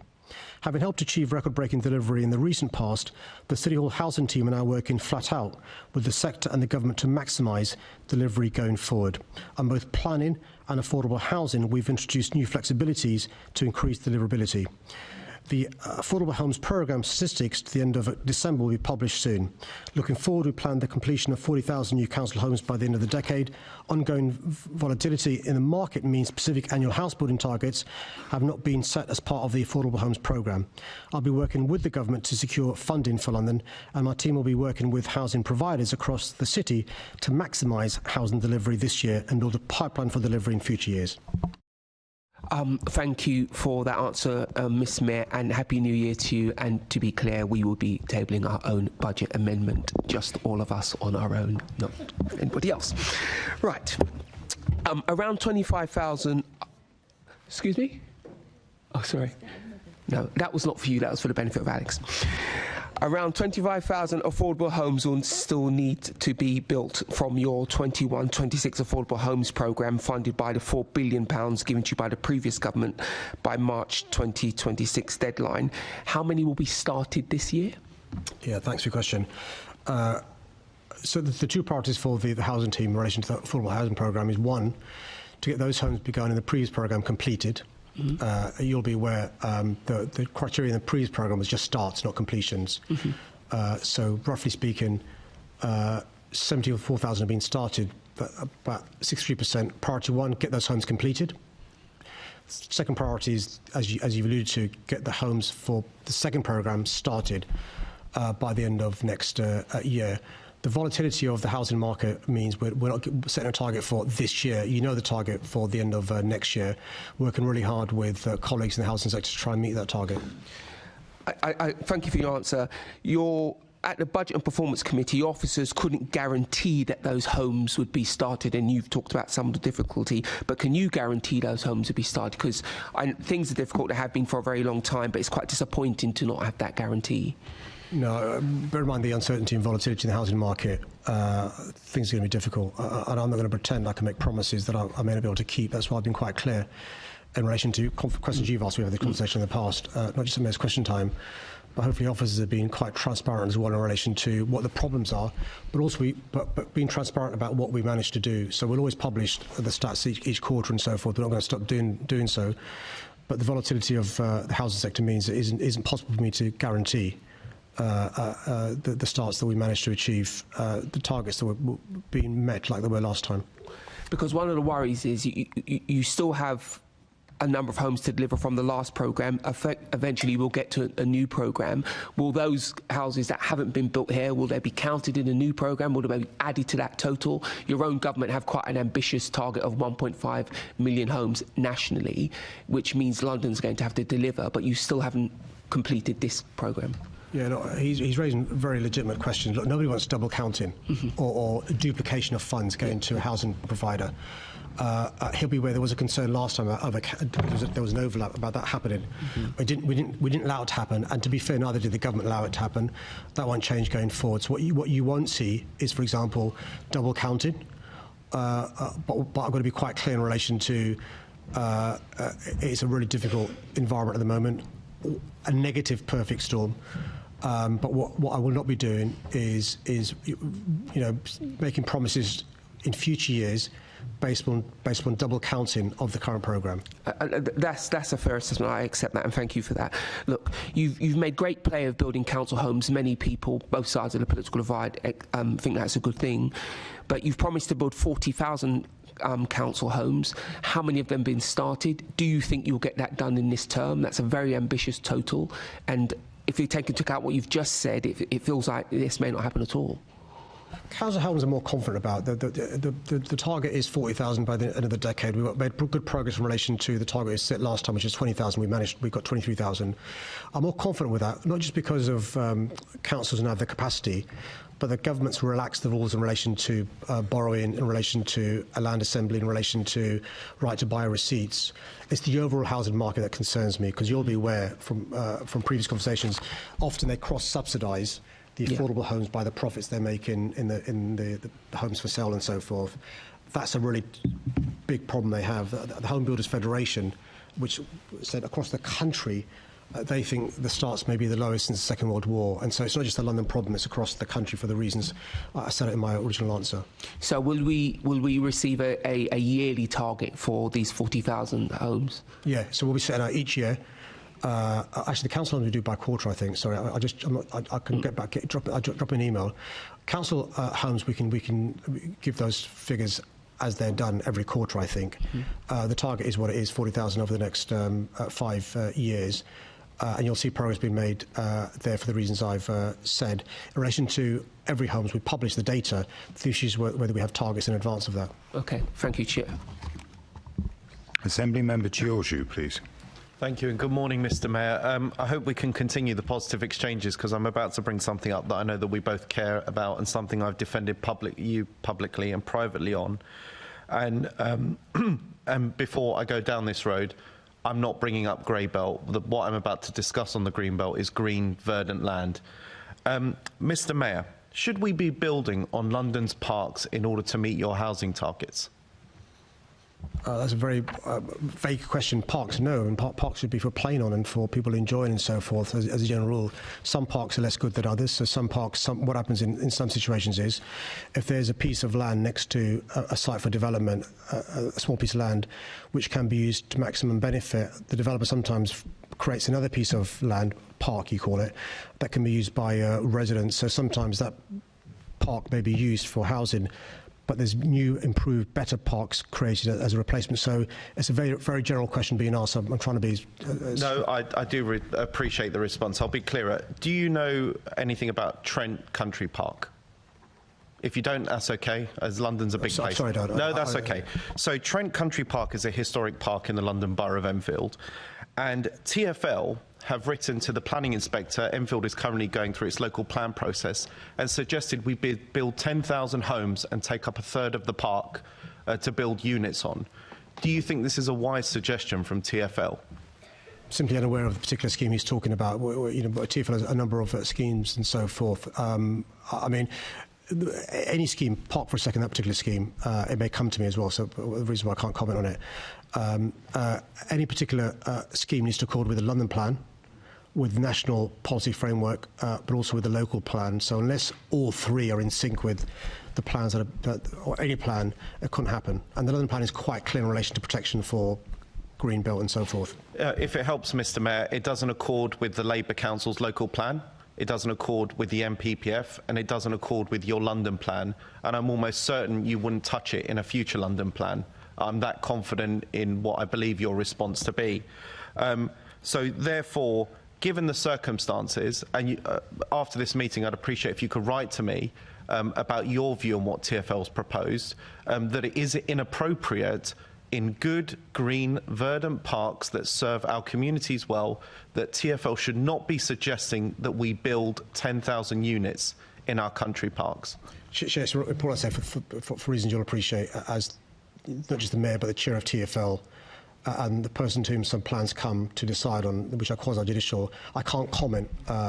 Besides the fact I don't know about the plan, I can't comment or give a view on any individual plan because I could be perceived as prejudging the outcome. I'm more than happy within the realms of what's permissible for my officers to respond to the member, but I've got to be very careful about what I say for obvious reasons. No, and I completely appreciate that, and I'm not asking you to predetermine at all. I think we need to be, and I appreciate that this would probably not come across your desk, even though you are the Commissioner for TfL. So there's no insinuation from me that you are aware of the plan or endorse it. But I do ask you, and I can't stress this enough, to look into this, because if TfL is going rogue and putting forward suggestions that go against your wishes, which I think are very reasonable when it comes to the Green Belt, then it doesn't reflect well on you. And that's the point I'm trying to make. Chair, would it be acceptable to the member if I asked my Deputy Mayor for Transport, it would be proper for him to look into these plans, bearing in mind he's well aware of my views in relation to these issues, and respond back to the member? I'd be grateful if he could. I'd also be grateful if the Deputy Mayor for Transport could also look at the Vicarage Farm site that's being proposed by TfL, where the Labour Council has proposed 3,700 units on the Greenbelt, which I disagree with them on, but that's not for this meeting. TfL has proposed 12,000 units on that site. So once again, overutilising Greenbelt, where you and I agree we shouldn't be building on Greenbelt, but once again proposing preposterous ideas. And once again, I don't want your name brought into this on a consistent issue that we agree on being used for party political purposes. Thanks, Chairman. For reasons he'll appreciate, I'm also unaware of that one as well. So look, let me take that away and do the same response and ask the Deputy Mayor for Transport to respond to that as well. Yeah, thank you, Mr. Mayor, because as I say, in the one area that all parties, I hope, actually agree on, that we don't want to play party politics with the Green Belt in our capital, which I know we all appreciate. So thank you very much, Mr. Chairman. Assembly Member Turrell, please. Thank you, Chair, and Happy New Year. Happy New Year, Mr. Mayor, and congratulations on your knighthood. Sorry, close to half of the instances when completions and starts in Bromley have been off target have come since 2019.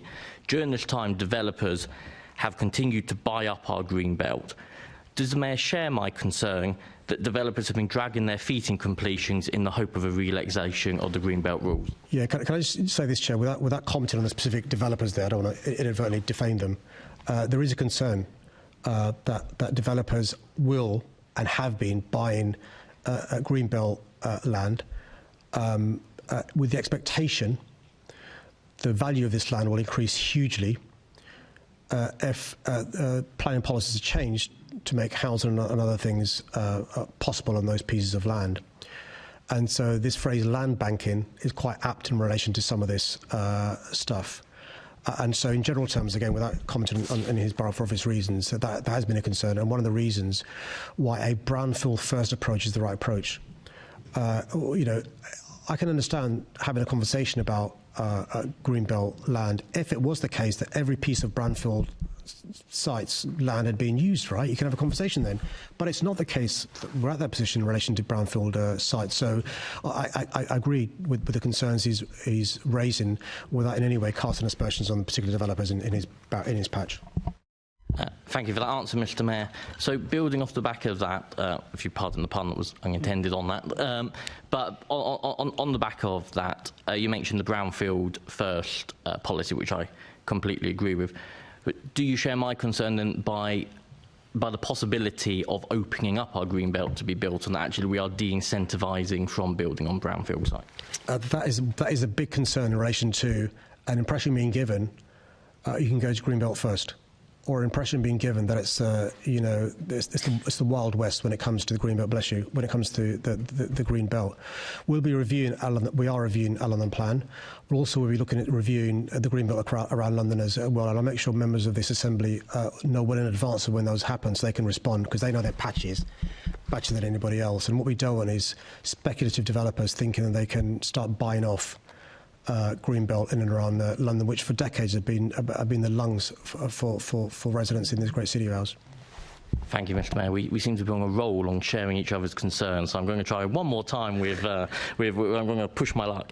The current planning rules punish councils for lack of completions rather than the developers who aren't completing or who aren't starting on time. And that's not fair on local people who see areas like their greenbelt then put under threat as a result of this, with the assumption to approve imposed on them by the National Inspectorate.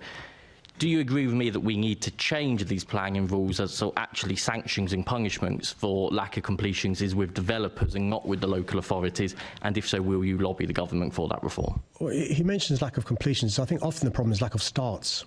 And so I think there should be a policy of, use it or lose it. So if a developer's been given permission, what often happens in general term is developers will apply for permission with no intention of building. They've applied for permission, so the value of the land goes up, and/or they don't want to, in flood the market with lots of new homes, because it reduces the market price of each individual unit. In my view, what councils should have the power to do, government should have the power to do, is if you as a developer have been given permission to build X number of homes and you aren't building those homes, we'll take the permission away from you. Because what you're doing is, by deliberately delaying, inflating the cost of individual units of housing, but also increasing the price of the land, which means viability becomes an issue later down the road. And those are some issues we're talking to the government about in relation to the value of land in London, which is a big issue for developers. Excellent. Thank you for those answers, Mr. Mayor. To celebrate our green belt, which of course brings so many benefits to London, both in terms of environment, biodiversity, air quality, as well as physical and mental health benefits, in April, I am challenging myself to walk the entire London Loop walk in the space of a week. Would the Mayor care to join me for a leg of that walk? I'd love to. I really enjoy that. Let's do that. I'll check the weather forecast before I come on that part of it. Yeah. But I look forward to that. Yeah, I'll make sure I make sure I bring enough flapjack for both of us. Assembly Member Small Edwards, please. Thank you, Chair, and Happy New Year, Mr. Mayor. I just want to highlight what you mentioned earlier about the fact that you exceeded the affordable homes target for the programme 2016 to 2023, and that this came at a time when Homes England, the previous government, missed their targets on affordable housing, and then shamefully, during a national housing crisis, dropped mandatory house building targets. And I just want to see whether you agree with me that having a government that matches your ambition will see a benefit to Londoners when it comes to house building in the years ahead. It's worth reminding ourselves that actually the target the government set us was incredibly hard, 116,000 starts. During the course of that target period, we had Brexit, shortage of skilled labour for obvious reasons. We had a pandemic. We had the invasion of Ukraine by Putin, the pandemic, huge interest rates spike, low growth. Notwithstanding all that, we managed to meet the target the government had set us, which shows there is an appetite in London, with working with experts from City Hall to build these affordable homes. We also, by the way, made it more difficult by having a genuine definition of what an affordable home was, not a dodgy definition that there was previously. So we've shown we can do it.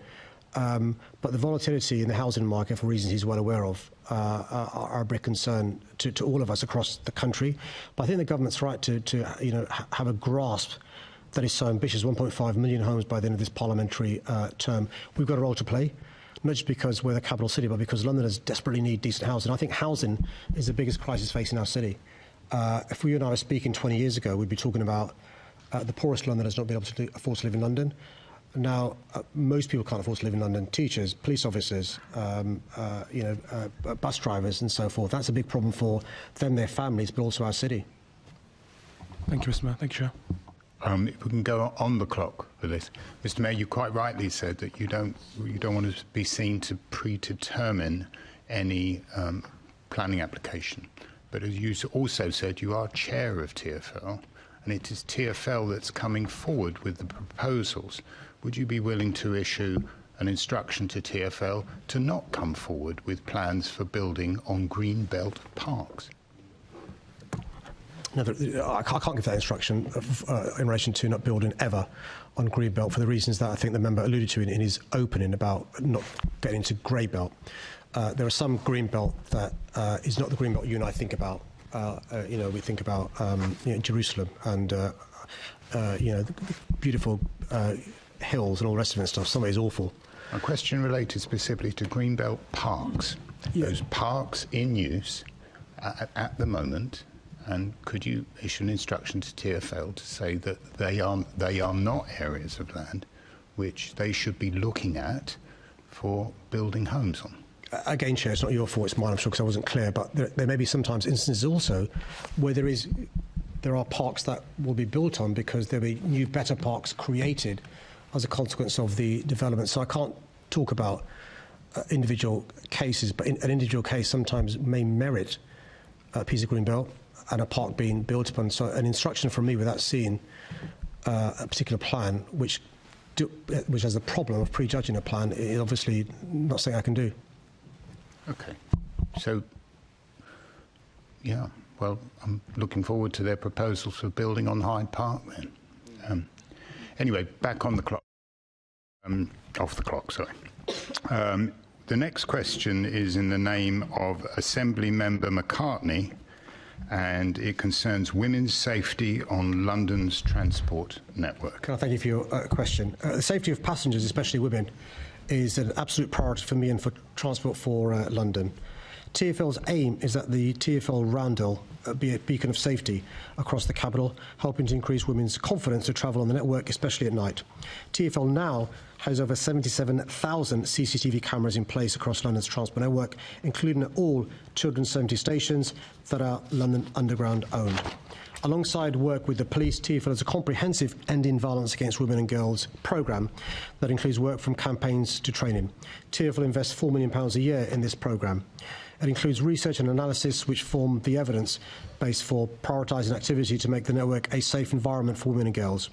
TfL and MOPAC recently commissioned We Made That to draw together an expert panel working to devise a simple, practical methodology for women's safety audits. These audits are used to gather the safety and security concerns of women in public spaces and assess safety measures designed to protect them. They enable a diverse group of women to share their views and what's needed to make them safer and to help them feel safer. We Made That piloted this approach in 5 locations in the boroughs of Hillingdon, Brent, Lambeth, Westminster and Waltham Forest to help better understand the perceptions and experiences of women, girls and gender diverse people in using public spaces. These locations cover outer, inner and central London, so we hope to gain a range of perspectives from all types of Londoners. Capturing these views helps to inform the way organisations plan, design and manage public spaces with their safety in mind. More than 70 audits have been completed by 50 women. TfL and MOPAC are now reviewing the findings and will be making the audits approach widely available so that it can be factored into the work of planning and design of public spaces by TfL, London boroughs and other organisations during 2025. Everyone deserves to feel safe and be safe at all times when travelling around London, and it remains a top priority of mine to ensure the transport network is a safe environment. Thank you, Mr. Mayor. And I recently visited TfL and saw the work they're doing around supporting women and preventing sexual offences on the public transport network. And it was really good to see that excellent work. The audits themselves, is it your ambition that every station on the network will eventually be audited in this new approach, and that when further improvement works are doing, that can be built in to factor into those stations. And I'm particularly concerned around Outer London. For example, at Bruce Grove Station on the London Overground network, the new Weaver line, the platforms are raised above road level, and if you go up there, particularly at night, you can feel very isolated. So I just want to know whether you are envisaging that these audits will apply to stations across the network, but particularly in Outer London as a priority where you have such instances. So Outer London is a priority for the reasons you've alluded to. We also know that in Outer London, public transport is less good, but also people can feel more vulnerable and be more vulnerable because often there aren't people around. And so what the audits are doing is not every single station, just because of the numbers and the time it takes, but types of stations to get patterns of behaviour. Often they are issues that can be, that are general issues that you can address, and everyone benefits in relation to those issues being addressed. So the focus is on Outer London as well as Central London, but the focus is Outer London. And we're already seeing some of the benefits of this work in relation to lighting, in relation to working with the councils and public realm, in relation to reminding ourselves why having staff present at all stations until they close is really important. We're also using some technology in relation to the points you raised about pavement and so forth. Some of the work that is new to TfL are blind spots, bushes and so forth. And so there are things we can do that aren't that expensive that makes people feel safer, particularly women and girls. It can't be right that a public transport system has some of our citizens imposing curfews on themselves because it's dark at 4 o'clock and they don't use public transport. They don't use certain stations because they know from their personal experience that station may not be safe. And so we're using the experience we've got to try and make the improvements we can, working with experts in other boroughs well, councils, councillors, assembly members and others, but also the audits as well. Thank you. And then my final question is that TfL have embarked on a very ambitious staff training programme to make sure that staff are aware of and can prevent sexual harassment on the transport system. Can I ask, do you have a date as to when all staff will actually have had that training? Yeah, just to remind colleagues, I know the members are aware of this, but other colleagues may not be aware of this, we're going to be training all our bus drivers, 25,000, we don't directly employ them, 25,000 bus drivers, London Underground frontline customer-facing staff, TfL enforcement officers, bus operations and river staff, cable car staff. The ambition is for all these staff to receive the essential training that we think they need by the end of April this year. We've made good progress. You'll appreciate what a huge task that is, bearing in mind the numbers involved. But just think about why it's important. Imagine, God forbid, you're the victim of crime, particularly a sexual crime, and you go and approach a member of our staff and he or she hasn't got the empathy, the sensitivity, the expertise to support you. That will impact you in a number of ways, and we don't want that to happen. So it's really important that we reduce and then end issues on the transport network. Where it's happening, though, the perpetrators are caught, but people feel confident to report it, which will improve the environment for everyone. Thank you. Thank you, Chair. Thank you. The next question concerns the TfL fares decision. It's in the name of Assembly Member Baker. Thank you very much for your question. The cost of living crisis continues to impact Londoners, and I remain determined to keep London's public transport system as affordable as possible while continuing to deliver a world-leading public transport network. In December, I announced my decision to freeze bus and tram fares for the 6th time since 2016. This means Londoners will continue to pay amongst the lowest bus fares in the UK, the same hopper fare of £1.75 they've paid since March 2023. This decision will support lower-income and disabled Londoners who are most likely to use bus and tram services as the most accessible way to get around London. Bus ridership continues to grow in London, with our low fares, while falling in the rest of the UK, with more than 95% of Londoners now living within 400 metres of a bus stop. And I'm committed to ensuring buses remain the most accessible, affordable and sustainable form of transport. Alongside this, I also announced my decision to raise rail fares by 4.6%, in line with the National Rail Policy. All revenue will be reinvested in TfL services, bringing benefits to millions of Londoners. TfL will now be able to push ahead with projects including expanding the Superloop, increasing the number of zero-emission buses on London's roads, making more stations step-free and completing tube upgrades. Londoners continue to benefit from my previous freezes over 5 years, with fares in March set to be 9% lower than if fares had risen in line with national rail fares since 2016, and 16% lower than if they'd risen in line with inflation. Despite the previous government's best efforts, TfL also offers a wide range of travel concessions to millions of eligible Londoners, providing free and discounted travel for some of the most vulnerable in our society and those aged 60 and over. TfL is making a strong financial recovery, and I'm pleased that the government has confirmed it supports longer-term funding certainty for TfL in the budget. Passenger fares remain the largest single source of income for TfL, and I'll continue to work with TfL to ensure that the network remains as affordable and inclusive as possible while continuing to invest in the network. Thank you, Mr. Mayor. Thank you for that rundown of your decision. I wanted to ask, firstly, obviously that decision to overall raise TfL fares by just 3.6% through freezing the bus and tram fares. Now, obviously, that does have an impact on the budget. We still need to keep the network reliable and safe.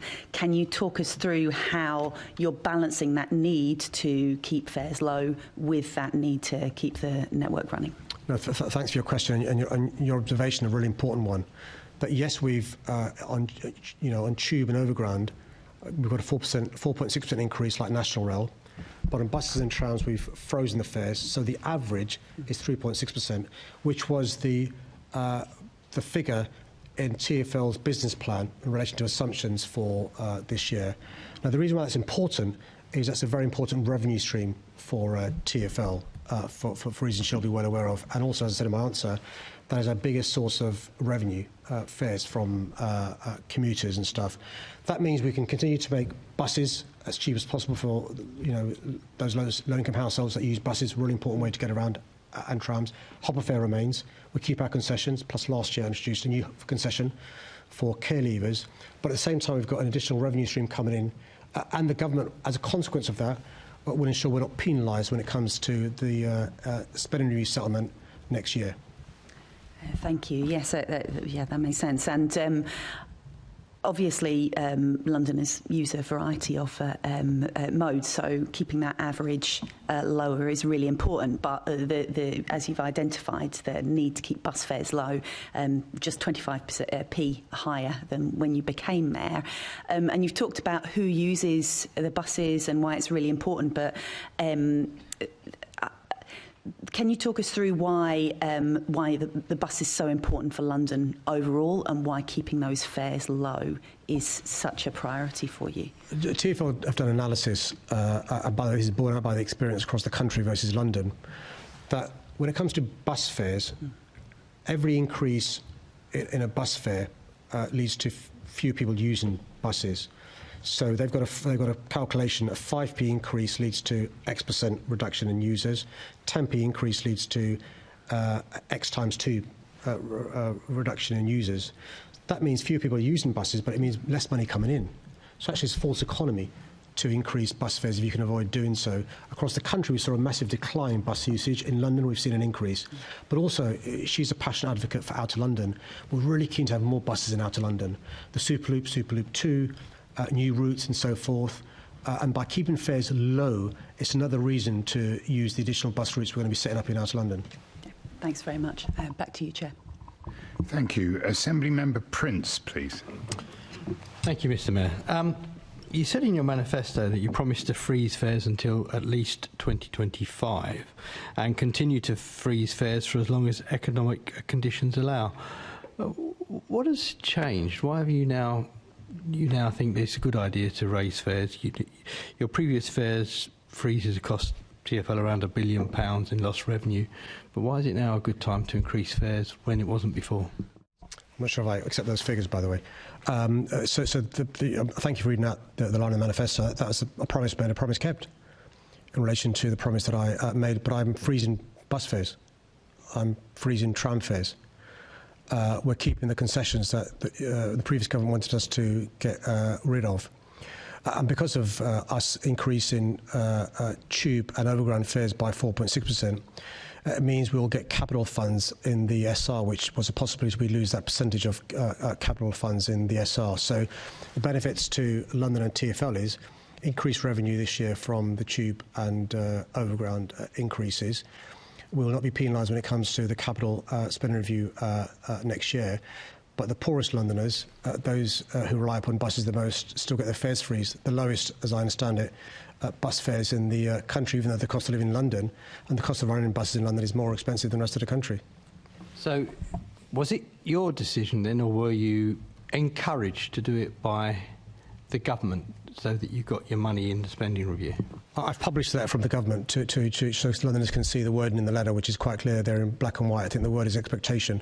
It's my decision as the Mayor in relation to fares policies in London, but I'm cognizant of the fact that if I was to, for example, freeze fares in tube and overground in London next year, two big consequences flow from that.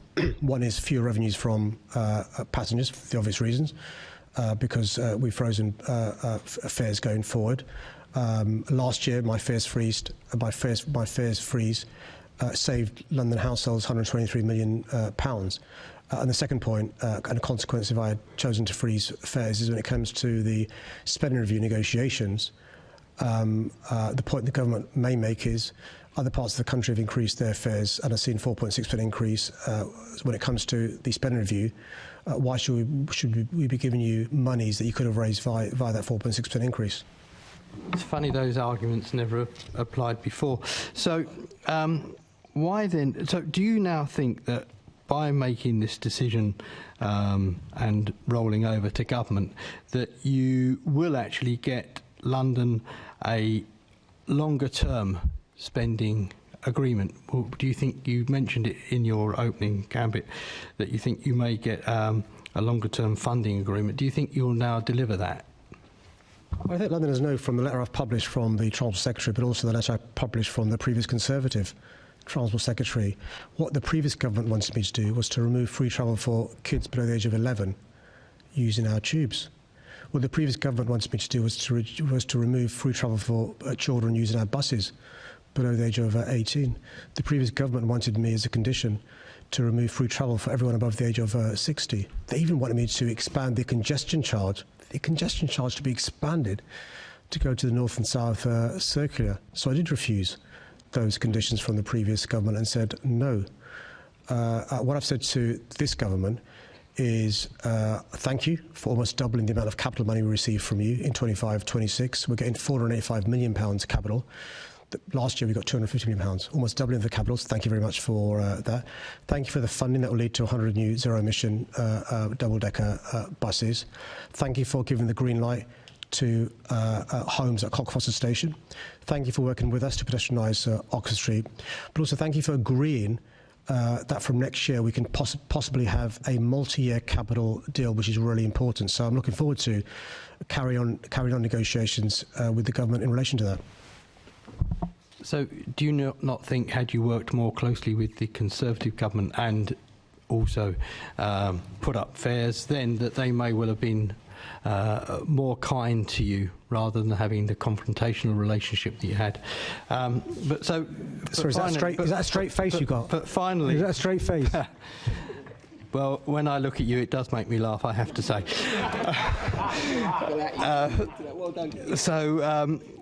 Can we say that it will be your success then if we get a multi-year agreement, which actually across party we agree that that TfL should have, or will it be your failure if we don't get one? Sorry, I didn't follow the question. I was too busy being startled by the abuse. Sorry. You know it's not abuse. You know I wouldn't do that publicly to you.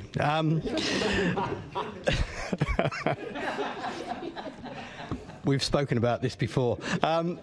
No, so is it going to be your success or your failure if we do or do not get a multi-year agreement, which there is cross-party agreement? Yeah, at the core of the question, just an aside, is a serious point. Look, the point I've made for a number of years is we needed a multi-year deal. When it comes to the contracts TfL negotiates, it's made so much harder by the sticking plaster one-year capital deals we have, and I'm really trying very hard to try and persuade the government that we need a multi-year capital deal for TfL. Roughly speaking, TfL are willing to provide 3/4 of the capital budget we need, but the quarter we need from the government, but not just 1 year. If we had certainty over 3 years, maybe 5 or 10 years, we can then really properly plan and save money when it comes to doing deals with the private sector. Thank you, Mr. Mayor. Thank you. Thank you. I'm proposing we now have a 10-minute break back here at 11:42. 11:42. Thank you.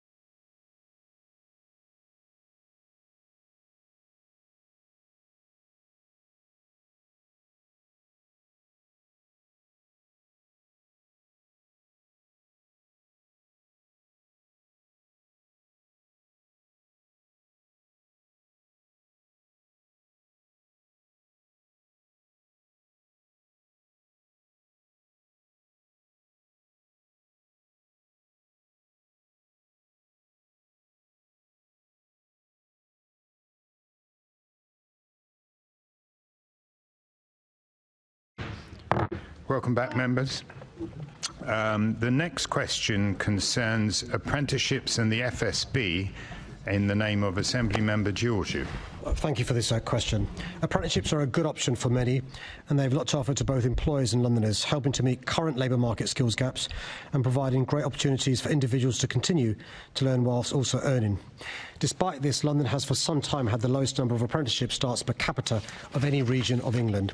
This is not down to lack of demand. Merely Connect Pilot has worked with over 1,000 of young Londoners, supporting them in their last year of school or college to find and apply for apprenticeships. It's found that London's low apprenticeship levels are not down to lack of demand. Many participants struggle to secure an apprenticeship due to high levels of competition. So it's clear that our businesses require greater support to generate more apprenticeships. London's 1 million small businesses are the backbone of our economy and are key to supporting and contributing to local inclusive growth and the UK's overall economic prosperity. All this means that I support the view of the Federation of Small Businesses that the reintroduction of the £3,000 incentive would support employers to take on more apprentices. I was always clear that I supported the introduction of the incentive by the previous government in response to the COVID pandemic, and in some way to mitigate the issues associated with the structure of the apprenticeship levy introduced by the previous government in 2017 and 18. I was disappointed when the previous government ended the £3,000 incentive scheme in January 2022. The incentive supported apprenticeships creation by mitigating the costs associated with hiring an apprentice, such as their salary, uniform or travel costs, which often serve as barriers to recruitment. The DfE's figures demonstrate that the positive impact that the government's financial incentives had in terms of generating apprenticeships. The scheme supported 195,590 new apprenticeships, 77% of which were filled by those aged 16 to 18. While I don't have oversight of apprenticeship policy or funding, I continue to encourage greater take-up of apprenticeships by young Londoners, both through the Early Connect programme and through working directly with the national government and Skills England. Thank you, Mr. Mayor, and I completely align myself with many of your comments. And firstly, the shout out to the Federation of Small Businesses, which do a great job in fighting for the interests of London's 1 million small businesses. I note that you do give credit, rightly, for the 2019 to 2022 Johnson administration, allowing businesses to claim £3,000 for each new apprentice they took on. So therefore, would you be willing to write to the government, not in overtly hostile or political terms, which I'm sure you wouldn't with this particular government, but saying that this was a good scheme, it did provide benefit to Londoners, particularly younger Londoners, and something if they could consider bringing back? I'll go further than that. I've already met with the government and the Minister this week to discuss the issue of devolving to us the issue of skills and employment. I think Rishi Sunak, who was the Chancellor in Boris Johnson's government, deserves credit for recognising there was a problem post-pandemic and giving this incentive. It's small businesses, and he knows from the work FSB do fantastically, who could do with this help.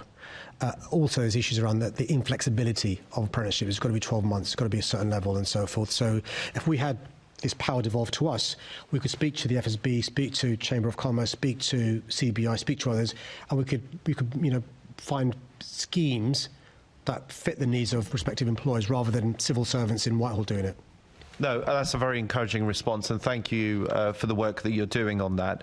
I would just ask that when in your discussions with government about possible devolution, that they don't conflate your adult skills fund with this apprenticeship work, because governments of all political colours have a very interesting way of allocating funding that doesn't always get to where it needs to get to. There's a point well made that I completely share. Thank you. The next question is in the name of Assembly Member Hall, and it concerns keeping Londoners safe. Thank you for your question. Keeping Londoners safe is my top priority, and my current police and crime plan sets out my priorities to achieve this. Reduce and prevent violence, increase trust and confidence, better support victims, and protect people from being exploited or harmed. This is supported by a published framework for PCP delivery, or KPIs, as some may call them. The plan also recognises that safety is also about more than enforcement, which is why our Violence Reduction Unit leads a public health approach to tackling violence that's rooted in prevention and early intervention. This approach has been successful, and since 2016, despite London's population growing by more than 1 million and the previous government's austerity measures, knife crime with injury, where the victims aged under 25 is down 24%, lethal barrel discharge discharges are down 38%, violence with injury is down 9%, homicide is down 13%, burglary is down 22%. According to the ONS, you're less likely to be the victim of violent crime in London than the rest of England and Wales. Through the VRU, we're seeing the impact of investing in prevention. Funding for mentors in pupil referral units has contributed to an 82% of schools reporting increased attendance and 86% reduction in incidents relating to pupil behaviour. We've now provided mentors to 100,000 young Londoners. Youth workers embedded in hospitals have led to a 72% reduction in risk of harm, while specialist youth workers in police custody have resulted in 90% of young people not reoffending for the next 12 months. But I'm not complacent. I know there's work that still needs to be done. The Met Police Service is now on a path of far-reaching systematic and cultural reform, with the Commissioner taking action to deliver less crime, more trust and higher standards. I'll continue to support and challenge the Met Police on this, and we've established the public-facing London Policing Board to provide a transparent mechanism for Londoners to assess the progress being made. The London Policing Board and the MPS have jointly agreed a set of measures that the MPS will be held to account against. The MOPAC Quarterly Performance Report sets out detailed progress against the Police and Crime Plan and includes the London Policing Board performance measures. This is published on the GLA website, as is the VRU Outcomes Framework. I'm currently consulting, Chair, on a new draft Police and Crime Plan. As part of this consultation, I'll review the measures used to track progress against these priorities. Thank you. Mr Mayor, may I say, mentioning the London Policing Board in front of all of us is like a red rag to a bull, because none of us, all parties, are not happy about that at the moment. I've been really pleased to hear, in response to lots of questions, you talk, and you always have done, about keeping Londoners safe being your top priority. Tough on crime, tough on the causes of crime. But we can't expect our police officers to keep us safe if we don't give them the resources that they need. And I've only had a very brief look at the budget, because it only came out at 5 o'clock last night. But still it looks like we're going to lose 1,287 police officers. The Metropolitan Police cannot afford to lose those officers. Well, I say in a respectful way, it's almost like the members landing from Mars and not been in London for the last 14 years. So over the last 14 years, we've seen a £1.1 billion cuts from central government. And the point the Commissioner makes is you can't close the gap anymore with efficiencies. And what's happened over yesterday and today, but also over the last few weeks, this year the government's announcing the biggest increase the police has received from core funding in any year since 2010. By the way, it's the first time since 2010 we've had a Labour government. I've announced overnight that I'll be using maximum powers that I can to increase the police in precept. So the police will receive, after, if that goes ahead, and as Senator Deval said, it's still a long way to go before that budget is approved, £1.149 billion from City Hall, more than doubling what they've received since 2016. So we're doing what we can from City Hall and with this new government, but no one budget is going to reverse the massive cuts over the last 14 years. Mr Mayor, your new government has crashed the economy. Absolutely crashed the economy, so don't give me that. Said with a straight face. Yeah, completely. You ask people out there, they're not at all happy. Talk to pensioners, talk to farmers. I could go on, but I'm going to talk about policing, because I care about policing. I care about the Metropolitan Police. I am very, very concerned that they're going to lose 1,287 members of staff or frontline officers. They cannot afford to do that. If we want to keep them safe, if we want to look at our key performance indicators to see how they're doing, we've got to do that, bearing in mind they're going to lose so many staff. Within the London plan that the Police and Crime Committee have been looking at, the Police and Crime Plan, and by the way, we have asked all members if they would like to come to that plan and listen to what Londoners say, then they would hear a broader view on that particular plan.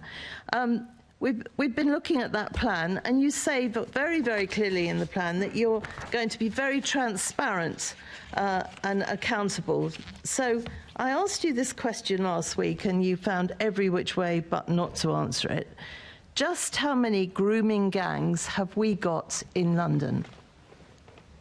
So the situation in London in relation to young people being groomed is different to the parts of the country. So what we have in London is young people being groomed, use your words, not mine, to be using county lines. In relation to sometimes... OK, let me make it clear. Sorry, I wasn't clear enough. I was told I shouldn't be saying rape gangs. They are rape gangs. I'm talking about rape gangs. I'm not talking about country lines. But to go back, nobody likes me saying rape gangs, although they are rape gangs, grooming gangs that I would call rape gangs. Tell me about them. How many of those have we got? Not country lines, those particular groups. To avoid any misunderstanding, can she define what she means by that? Yes, if you look at what's gone on in Rotherham, where there are people taking young girls, grooming them for sex, that is what I'm talking about. We know in London there are issues about exploitation of young people, but they're not as defined by the member in her definition of what those types of gangs are. So are you saying we haven't got the same sort of gangs that are in Rotherham, Bradford and lots of other places in the country? Just for what's a misunderstanding, what does she mean by that? You know full well what I mean by that. It's all over the television. You know exactly what I mean by that. These gangs of people that are grooming young girls for sex. Do we actually have those in London? Today we need to give a full answer. Can she be clear what she means by that? I'm not clear what she means. How much clearer do you want me to be? Look at the gangs that they've uncovered in other parts of the country. Do we have those gangs in London? It's a simple question. The answer is very simple. It's yes or no. I'm not asking you where those gangs are because the police might not want them to be disclosed. I'm asking you, do we have those sort of gangs in London? I'm not sure why she's so nervous to say what she means. What do you mean? No. I am saying exactly what I mean. I'm saying, have we got any of those grooming gangs in London? I'm unclear, Chair, what is meant by the question. If she could spell it out, I can answer. I've just spelt it out. Are you not listening? It's the sort of gangs that groom young girls at a young age for sex. Exactly how much clearer do you want me to be? So we do have issues in London with young girls being groomed for county lines. Some of those girls are used for sex. And that's one of the reasons why I've set up things like the Lighthouse, funded by City Hall, why we've set up 4 hubs that help survivors of child sexual abuse, why we're investing in London's Violence and Exploitation Support Service, why I commissioned the HMI to look into the issue of child exploitation, why the Met Police Service now employs 1,200 child protection officers, why we have Operations Interior, first begun in London, why we're the only police force that began the V100, targeting the 100 most violent young people. I just asked a yes-no question. So approximately how many of these gangs that I am talking about, that I do not know why you don't understand the sort of gangs I'm talking about, exactly, or approximately, I should say, to give you leeway, approximately how many of those gangs have we got in London? Because the public is very, very rightfully concerned about this and concerned about these young women. Well, I'm still none the wiser why she's so nervous about saying what she means. But in London, we have V100, which are the 100 most prolific, dangerous people the police target. That number goes up and down. So one month, the V100 may be 120 people, or one month there may be 80 people, and each BCU has a localised V number. So when I was in Croydon a few weeks ago, the V number wasn't 100, it was a bit below. But as they reminded me, people can sometimes go in that list or out that list. Thank you. Chairman, I was very clear in what I was talking about. I just don't understand what it is that the Mayor wants me to say that's any different. I'll leave it there. Thank you. Assembly Member Polanski. Thank you, Chair. Mr Mayor, can I ask what we can do as politicians to tackle rising Islamophobia and make sure that we're considered in what we do and how we can support the police in their job? Well, I've seen, and he's been an ally to the Muslim community, an increase in racism, anti-Muslim hatred and Islamophobia over the last few years. Language matters. Making a super generalisation about a group of people because of their heritage, because of the actions of a small minority, I think can lead to stereotypes and can lead to prejudice. And the sort of anti-Muslim hatred we saw after the horrible Southport murders, where cars were stopped and people looked inside those cars to see if they were visible Muslims or not, then they were released. Where places of worship are targeted because those places of worship are used by Muslims to pray in. and where hostels that house Muslim asylum seekers were burnt down because of the anti-Muslim hatred that we are talking about. And I think all of us who are in positions of power and influence should understand the responsibility we have and how it can be used by some people to incite hatred. Thank you. Thanks, Chair. Assembly Member Duval, please. The member on the other side has indicated that gap has come down from our earlier answer in terms of some of the detail. Isn't the way to talk about that gap and the challenges of addressing that gap is to continue with talking to government and making the case? But it is something that I've raised with you before, that issue around flexibility, that actually how do we get officers that are doing, warranted police officers, doing jobs that they shouldn't be doing and going on the front line? We need proper support staff, support to those crime fighters. They're all crime fighters, whether they're in the back of office or whether on the front line. But when can we start to expect? And really, even though, and I'm grateful for you bringing those numbers down, once we get the final numbers, I'd be really interested if you could write to the Assembly saying, look, how can we be creative? What can we think about for the interim? Because, of course, that gap is still a challenging gap. No one's going to deny that. You're not denying that. So what can we do to move this agenda on, get back on and outline some of the actions we require for that flexibility in funding arrangements from national government that will allow us to build probably a new police service in a very quick and accelerated way over the coming years?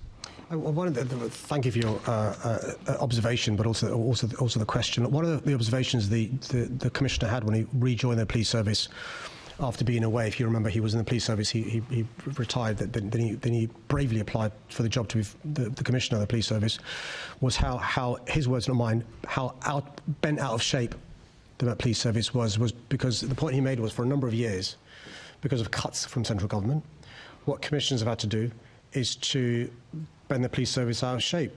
They want to keep frontline officers, so you make police staff redundant. You want to keep frontline police officers, so you close police stations, then sell them off to pay for frontline police officers. The problem, if you keep doing that year and year and year and year again, is there aren't any efficiencies left. There aren't any buildings you can flog off or police staff you can make redundant. And so what you're now seeing is police officers who should be on the front line are doing back office stuff or stuff that could be done by police staff or by non-warranted officers. And what Sir Mark wants to do is to have officers out on the streets keeping us safe rather than in police buildings and so forth by employing police staff. The previous police uplift grant didn't allow him to do so. And so we were penalised by the previous government for not meeting recruitment targets for police officers. So what we're going to do is support the Commission in relation to having frontline officers, having police staff, having forensics, having the right kit and so forth. But we all have got to understand you do not close 14 years' worth of cuts, £1.1 billion in one budget. There's still going to be a gap. And what Sir Mark's tried to do, working very collegiately with us, is to look at what efficiencies can be made. Can you borrow for capital investment rather than using revenue costs? What non-workforce efficiencies? What workforce efficiencies? What I'm afraid frontline efficiencies can be made to try and close that gap. At the same time, work with the government in relation to the spending review. Long-term stability for the police service going forward, and it's so important. And it's leading up to that spending review that could enable us to have a different conversation around those police numbers, that gap, meeting the challenge, but also making sure that we're more effective on deployment of police officers. Yeah, look, Sir Mark wouldn't say the Met Police Service is perfect when it comes to value for money. None of us would say that. Same applies for TfL, by the way, LFB, City Hall, including the Mayor's office as well. We can make more progress there, really, really important. But this Home Secretary, to her credit, has increased our NIC by 34%. Biggest increase in more than 10 years, £63 million additional money we've got this year. This Home Secretary is going to be investing more than £200 million increase in core grant this year, biggest increase since 2010. I've increased again the maximum I can council tax precept overnight, £14, about £58 million. We're going to carry on lobbying the government for 25-26. I'm going to still see if I can find more money in City Hall for 25-26. But you're right, the real prize is getting the efficiencies, but lobbying the government, Home Office and Treasury and the Prime Minister about the importance of a long-term deal for the Met Police Service going forward. Thank you. Thank you. The next question relates to primary school breakfast clubs, and it's in the name of Assembly Member Ahmed. Can I thank you very much for your question. I welcome the government's commitment to supporting families through free breakfast clubs. This will ensure children start every day ready to learn and to thrive academically and socially. It will mean that alongside my universal free school meals offer, many children in London state primary schools will receive free nutritious food twice in their school day. Thanks to the work we've already done to support the health and well-being of children in London through our universal free school meals, which she campaigned for over many years, and Healthy Schools London programmes, the GLA has strong relationships with boroughs and school leaders. I stand ready to work with them in whatever way is necessary to make a success of the government's Breakfast Clubs initiative. Delivering free school meals has been one of my proudest moments as Mayor, and by funding free school meals for state primary pupils, parents will save on average £500 per child a year. The first ever independent evaluation of the free school meals policy recently showed us how it has significantly improved families' finances and had a positive impact on the well-being of families and children across the capital. We've already shared the learning from my Universal Free School Meals programme with the Department for Education and remain committed to building on the impact seen to date for children in London. I'm confident the government's Breakfast Club programme can achieve similar successes. My Healthy Schools London programme aims to support a healthy start to life by recognising schools that provide support around healthy eating, physical activity, emotional well-being and mental health. To date, 1,435 primary schools, around three-quarters of all state primaries in London, have registered with the programme. We're already working in partnership with boroughs to review and update the programme for September this year. Of course, partnership working with London boroughs and schools across all levels has been vital to the delivery and successful expansion of these programmes. We've already been in conversation with the Department for Education and will work with them to ensure that communications are joined up across all programmes. Thank you very much, Mr Mayor.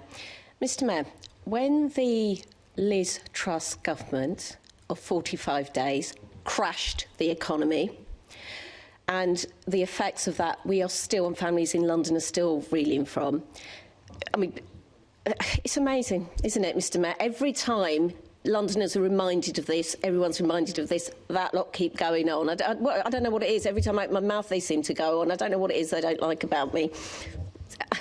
And again. So just going back to the hyperinflation and the cost of food that went up. Vegetables went up by 20%, milk by 26%, cheese by 30%, and eggs by 37%. Crashing the economy meant that people couldn't have a cheese omelette with vegetables. Families are still dealing with that now. Can you tell us how you think the Breakfast Club initiative will help London families with their budgets? I think the member should be very careful saying that Liz Truss crashed the economy. In addition to Tories there heckling and hectoring, she may receive a lawyer's letter from Liz Truss. Bring it on. So one should be careful in relation to mentioning that. And by the way, they all defend her, noteworthy. The only Conservatives in the country who still defend Liz Truss are in the Assembly in London. But she raises, I'm happy to compare my Chancellor with any Conservative Chancellor any day of the week. If the Conservatives want to do so. You've got, Chair, a coup taking place. Neil Garrett may be away, but you can clearly see new leadership from the Conservatives on the Assembly. Alex, there's a chance for you to take over some of their members as well. That amendment will be seconded by the Conservatives, I bet you, now that Neil's away for the day. But she raised a really important point. This hyperinflation caused by Liz Truss and the Conservatives has meant that the increase in food prices hasn't gone down to what it was before the mini budget. So although, yes, we welcome this week a reduction in inflation, it's still going up. And the base is much higher than otherwise would be. So you'll have seen from my draft budget yesterday, we're increasing the amount of money we're putting into the free school meals programme for good reasons. It's really important that I back it up financially. The government's cognizant of pressures to their budget, but the good news we've received from the government is from as early as this April, we may start seeing the first schools being the beneficiaries of free breakfasts ahead of schedule.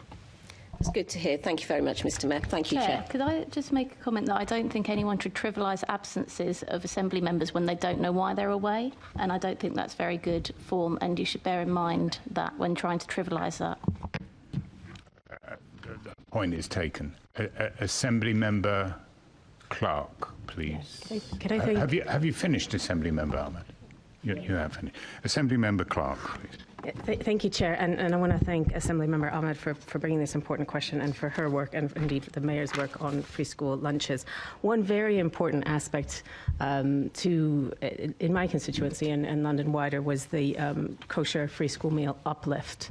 We've done some early engagement in Barnet Council with our Jewish schools, and I'd like to particularly recognise the work of Pages, who are coordinating a response from Jewish schools to the early contact with government over the Free Breakfast Club, because I think, as we did at City Hall with your work, Mayor, we had an equalities impact assessment, which meant that there was an uplift for kosher meals. I'm wondering if you would support that for breakfast clubs as well.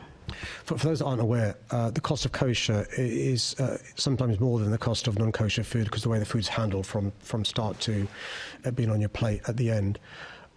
We were aware of that, but also we made sure we did equality impact assessment to make sure we had a belts and braces approach, and so the amount of money we give to those schools that serve that serve kosher meals for Jewish pupils is more than other schools. We've been sharing our experience with the Department for Education to make sure they're fully aware of this, because she'll be aware the rollout of breakfast clubs is across the country, and there'll be some parts of the country where there are disproportionately high number of Jewish pupils which need additional support in terms of budget than other schools, and we've had this conversation with the DfE. Thank you, Chair. Thank you. The next question concerns residents affected by estate regeneration, and it's in the name of Assembly Member Garbett. Thanks for your question. Estate regeneration can provide Londoners living on estates with better homes, at the same time as helping meet the huge need for additional homes. But I'm aware that estate regeneration is disruptive and stressful for estate residents, so our approach aims to put them at the heart of decision-making on regeneration.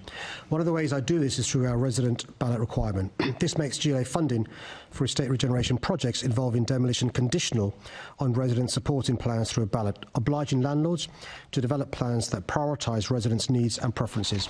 This is a unique arrangement in the UK. London has resident involvement designed into estate regeneration process in a way not seen anywhere else in the country. The requirement is now well embedded. According to the latest figures I have, there have been around 36 ballots where residents voted for plans, and all these were run by an independent body in line with clear rules. This approach helps ensure residents can remain on or return to their estates, that leaseholders receive a fair offer, and that plans include community facilities. Also, my London Plan policy on estate regeneration embeds an approach to estate regeneration that residents can trust, and ensures that affordable homes are replaced with at least equivalent floor space, and like for like when social tenants are returning.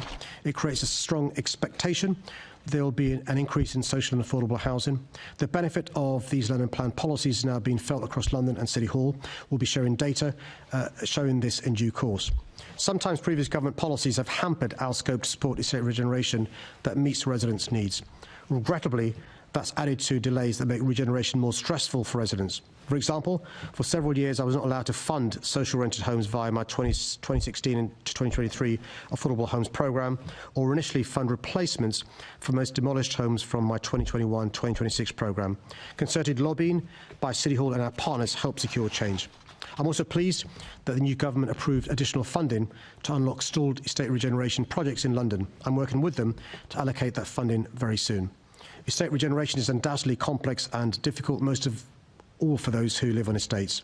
But my ballot requirement and London Plan policies mean we're in a good place to ensure estate regeneration projects prioritise residents' needs at the same time as providing much-needed new homes for Londoners.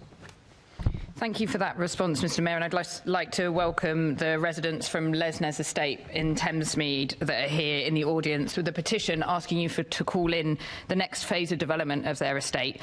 Theirs is a real-life example of how things are extensively written about, and I've raised separately with the Deputy Mayor of Housing the issues with the ballot process.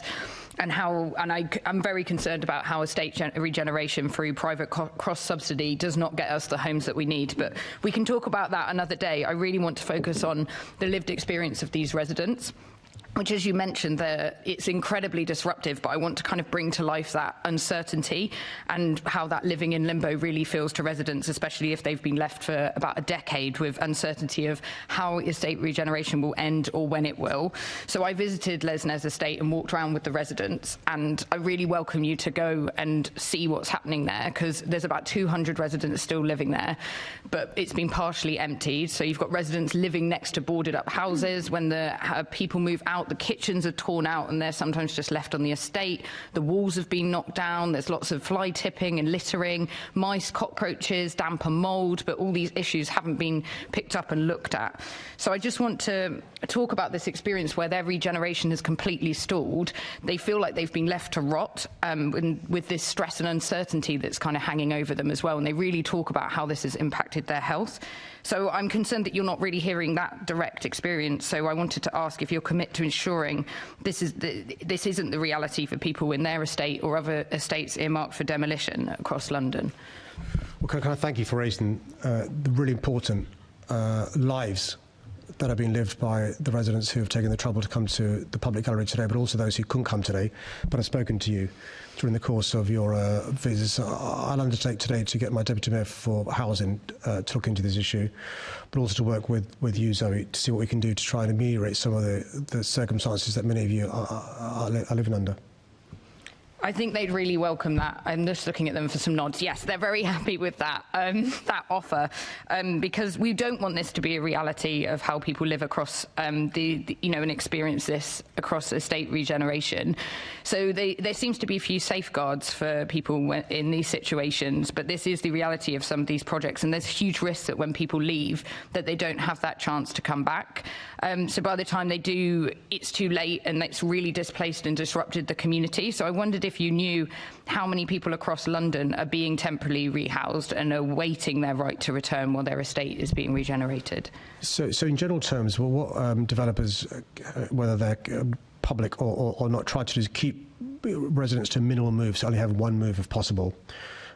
Because of the reasons, the uncertainty of moving and so forth, temporary accommodation, then back to the estate, unless it's essential.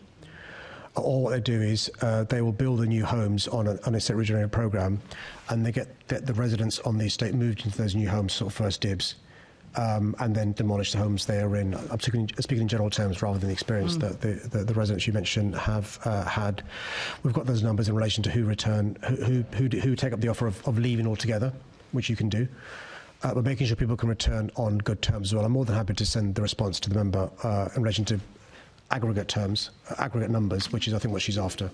Yeah, thank you, because I think we do need to look widely at how we can kind of refurbish estates, which I know is the key ask of the Les Nez residents who really want to remain in their community and with their friends and families. But thank you, we welcome those suggestions. Thank you.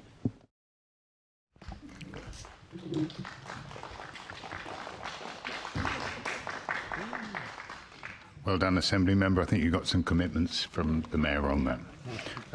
The next item, it concerns the National Planning Policy Framework, and it's in the name of Assembly Member Small Edwards. Thank you for your question. The changes to the National Planning Policy Framework are a pragmatic response to the housing crisis facing the country today and the national ambition to deliver 1.5 million homes.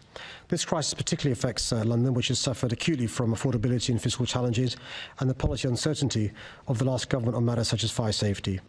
London will continue to allocate each borough's housing target, but we will do so based on London's total from the national housing figures, which add up to 88,000 homes per year. The next London plan will allocate this housing requirement across the boroughs, City of London and any mayoral development corporations. Unlike previous London plans, we will not calculate London's housing needs separately from the national figures. This work will focus, wherever possible, on brownfield development. Any wider land release will be focused on locations with the best access to public transport to minimise the land that would need to be released and deliver high-quality, sustainable and livable neighbourhoods. My offices are applying for government funding for a Green Belt review, and we intend to undertake this review on behalf of all London boroughs. The review process will also identify London's grey belt, whether that is previously developed land in the Greenbelt or land that does not strongly meet the Greenbelt purposes of checking unrestricted sprawl, preventing towns merging and preserving the settling of historic towns. I also welcome better strategic planning outside London, the renewed focus on social rented and mixed tenure homes and provisions to build a strong competitive economy which align with the development of the London Growth Plan and our transport goals. I'll continue to work in partnership with the government to deliver the growth and prosperity that London needs and the infrastructure we need to unlock it. Thank you, Mr. Mayor, for your response. Do you believe the reforms to the national planning policy framework will drive the necessary change to unblock our planning system?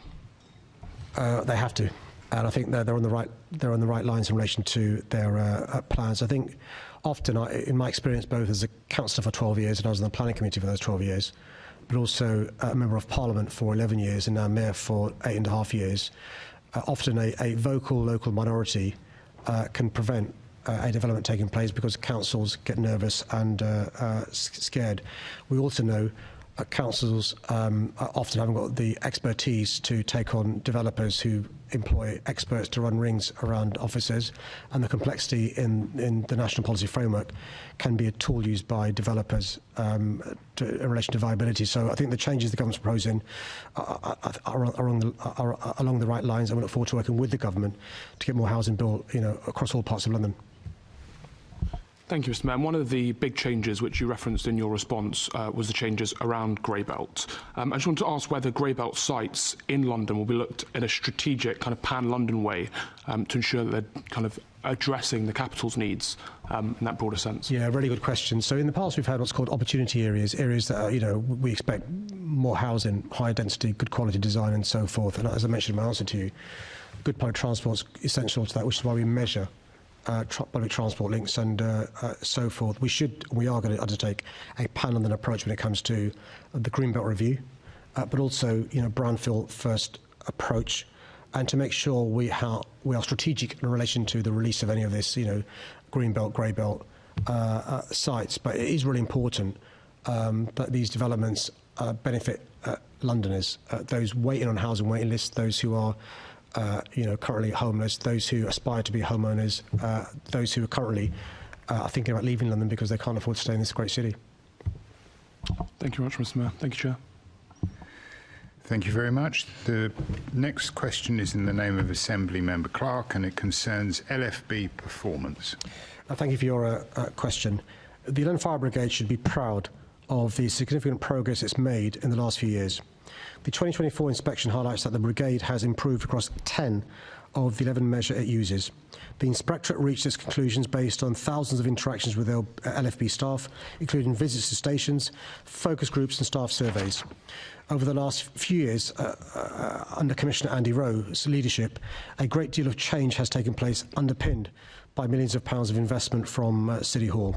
Firefighters and control officers are now better trained and equipped to deal with fires across London. The inspectorate acknowledged improvements in the service of that the LFB provides to London, as well as changed ways of working and ongoing work to transform culture across the organisation. This has included its improved understanding of risk and other emergencies through its community risk management plan. Both the Commissioner and I understand that there's more to do. Following the 2024 HMI report, the Commissioner has already stated that the London Fire Brigade will seek to improve on the standards they set themselves. This includes prioritising the risk-based inspection programme, recruiting a more diverse workforce, continuing to build confidence in processes for dealing with poor behaviour, and creating a process for identifying talent and future leaders within the brigade. Since being mayor, I've provided the LFB with continued investment to support these changes. The LFB has not reached the end of its journey following its inspection by HMI, but as mayor, I'll support the brigade to make further improvements needed to ensure it remains trusted to serve and protect London. Thank you, Mr. Mayor. I'd like to start by echoing your words earlier in this meeting about Andy Rowe. Obviously, when I sent in this question, we didn't know at that time that he was going to announce his retirement. I mean, that we're sitting here in this meeting looking at an outstanding judgment from the HMI on responding to major incidents is testament to his work and his leadership of the brigade. I remember when I was first on the Assembly and the brigade was in a very, very different position. I'd like to thank Andy for all of his leadership and your support for him. I mean, we had a transformative leader of the London Fire Brigade working together with a transformative Mayor of London, and we really showed what can be done to improve the culture of those blue light services. And I would really like to recommend to other blue light services that they look to Andy as an example to all in leadership post. But just to thank him before I move on to my other questions. But the one thing, and I don't want to put a negative on this, but the HMI report does state that the staffing of the LFB is still not as diverse as our city. It still doesn't look like our city. What is the LFB doing to make their staff more diverse? I think it's really important for me to spend a few moments echoing your kind words about our Commissioner, Andy Rowe, in relation to what he's done over the last 5 years as Commissioner of the London Fire Brigade. We all remember discovering some of these events that occurred at the Grenfell Tower fire. Many of us have listened to those who've experienced bad culture in the fire service, notwithstanding the excellence of many firefighters in London. And what Andy's done is taken the fire service with him on this journey of transformation that's led to our response times being better than ever, our performance being better than ever, being a learning organisation but changing the culture. And by the way, getting outstanding from the HMI in response to major incidents, which is really, really important. One of the concerns that the Commissioner has, and Andy is still the Commissioner for some time, is the lack of diversity and an impression that the fire service is a closed shop. You can only join the fire service if you're from a certain background or you're the son of a firefighter and so forth. And that can put off women, it can put off people from minority backgrounds, it can put off others as well. You know, the Commissioner goes and visits fire stations all the time at the various watches. He gets the culture, and on this, transformation journey, he's been at the front and centre of trying to explain to firefighters why they've got to change for the better. And they've embraced his message. Those that haven't have left and been encouraged to leave the fire service.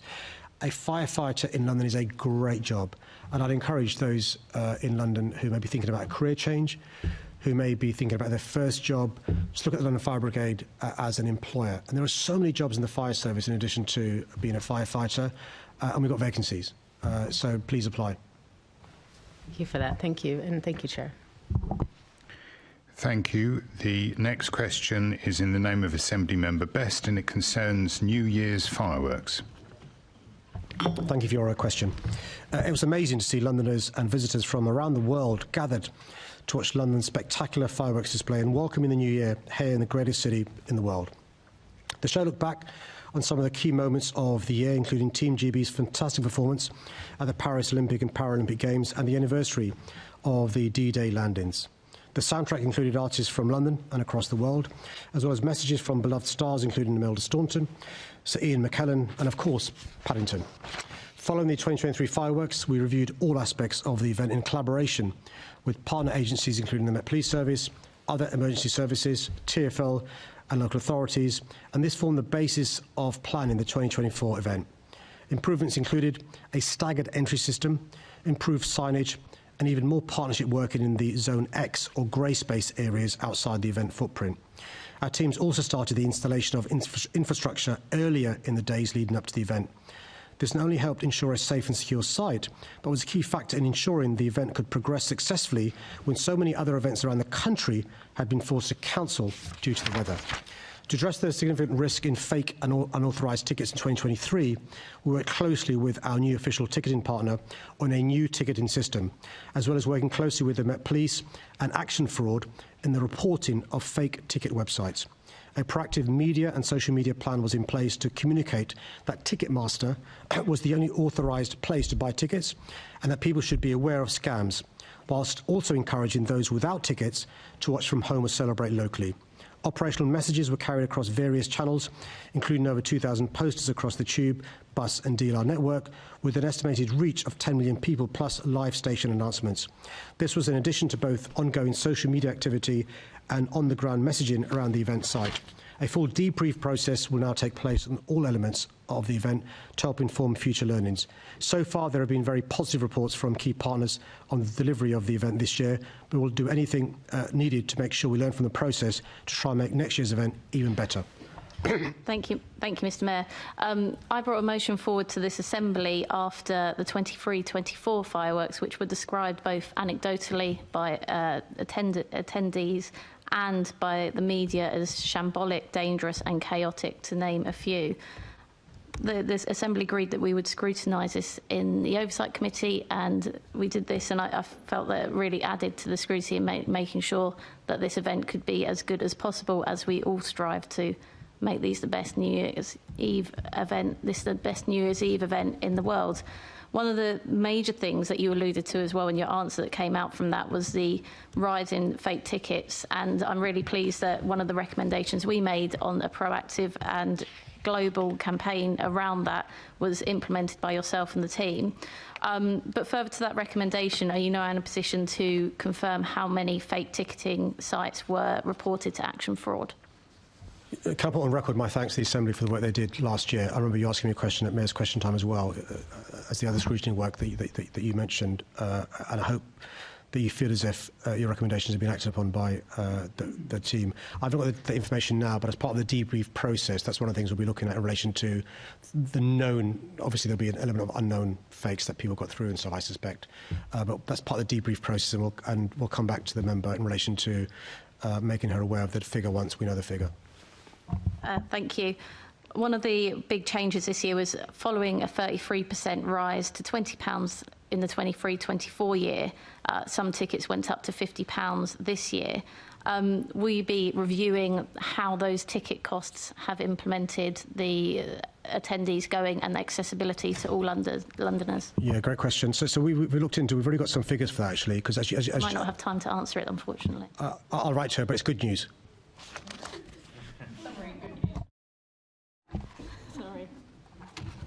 Okay, the Conservative group is now out of time. The next question is in the name of us. Well, it's will be asked by Assembly Member Small Edwards, and it concerns succession rights. Thanks for asking this question in Assembly Member's name. I'm sympathetic to the difficulties faced by adult children of council tenants who've passed away, and understand the distress the threat of eviction can cause during this already difficult time. The 2011 Localism Act removed the right of family members, other than partners and civil spouses, to succeed a tenancy for tenancies created after April 2012. It's now at the discretion of local authorities to reinstate this entitlement for other family members, such as adult children. London faces a severe shortage of social housing, and navigating demand for council homes has become increasingly difficult. With acute limitations on their stock, it's right that London boroughs have the agency to balance competing demands. I don't have a statutory role in determining policy on succession rights and allocations more broadly. I believe that boroughs themselves have the best understanding of need and stock in their area to allocate homes effectively. Councils will need to balance the case for succession rights alongside the housing need and barriers facing the broader local community. My role is to reduce the pressure on overall social housing supply, and therefore to reduce the pressure on households and boroughs to make these difficult decisions. That's why I'm committed to supporting the building of more council homes as a priority. Building more council homes will allow boroughs to have greater flexibility regarding the use of their stock, reducing the need for policies that do not provide succession rights to adult children. Thank you, Mr. Mayor, for your response. And there have been a series of high-profile cases of councils and social landlords issuing eviction notices to their residents kind of shortly after the death of the tenancy holders, often a family member. Do you think any changes are needed to the current process to ensure that bereaved families are not left in these uncertain and difficult situations? Okay, can I thank him and Senator Moima for raising this? I've heard of families who are preparing funerals, and whilst preparing funerals are served with eviction notices. And you can imagine the distress that causes families. And so, you know, it is really important that councils are sensitive in relation to this issue. The good news is that there's now a regulator of social housing who publish guidance in relation to this area and require councils to have a clear and accessible policy in relation to this issue, but also to make sure that councils treat bereaved families with dignity and with compassion. And so, you know, if he's aware of cases where that's not happened, I think it's really important to hold councils to account by reporting them to the regulator. Thank you, Mr. Mayor. And we've seen the positive impact that campaigners can have on housing with the Renters' Rights Bill passing its third reading in the Commons this week, finally bringing much overdue end to Section 21 no-fault evictions. Do you think you can work with me and Assemblymember Moema to make progress on this issue for tenants? Yes, so more amendments were passed this week, which is great news. I happened to be in Parliament on the day of these amendments being passed, accepted by the government, I should add, which is great news. I'm really keen that we can maximise the benefits of the new legislation, the Renters' Rights Act, when it becomes an act. And I'm very keen to work with him and Assemblymember in relation to how we can maximise the benefits to Londoners. Thank you, Mr. Mayor. Thank you, Chair. Thank you. The next question has been withdrawn.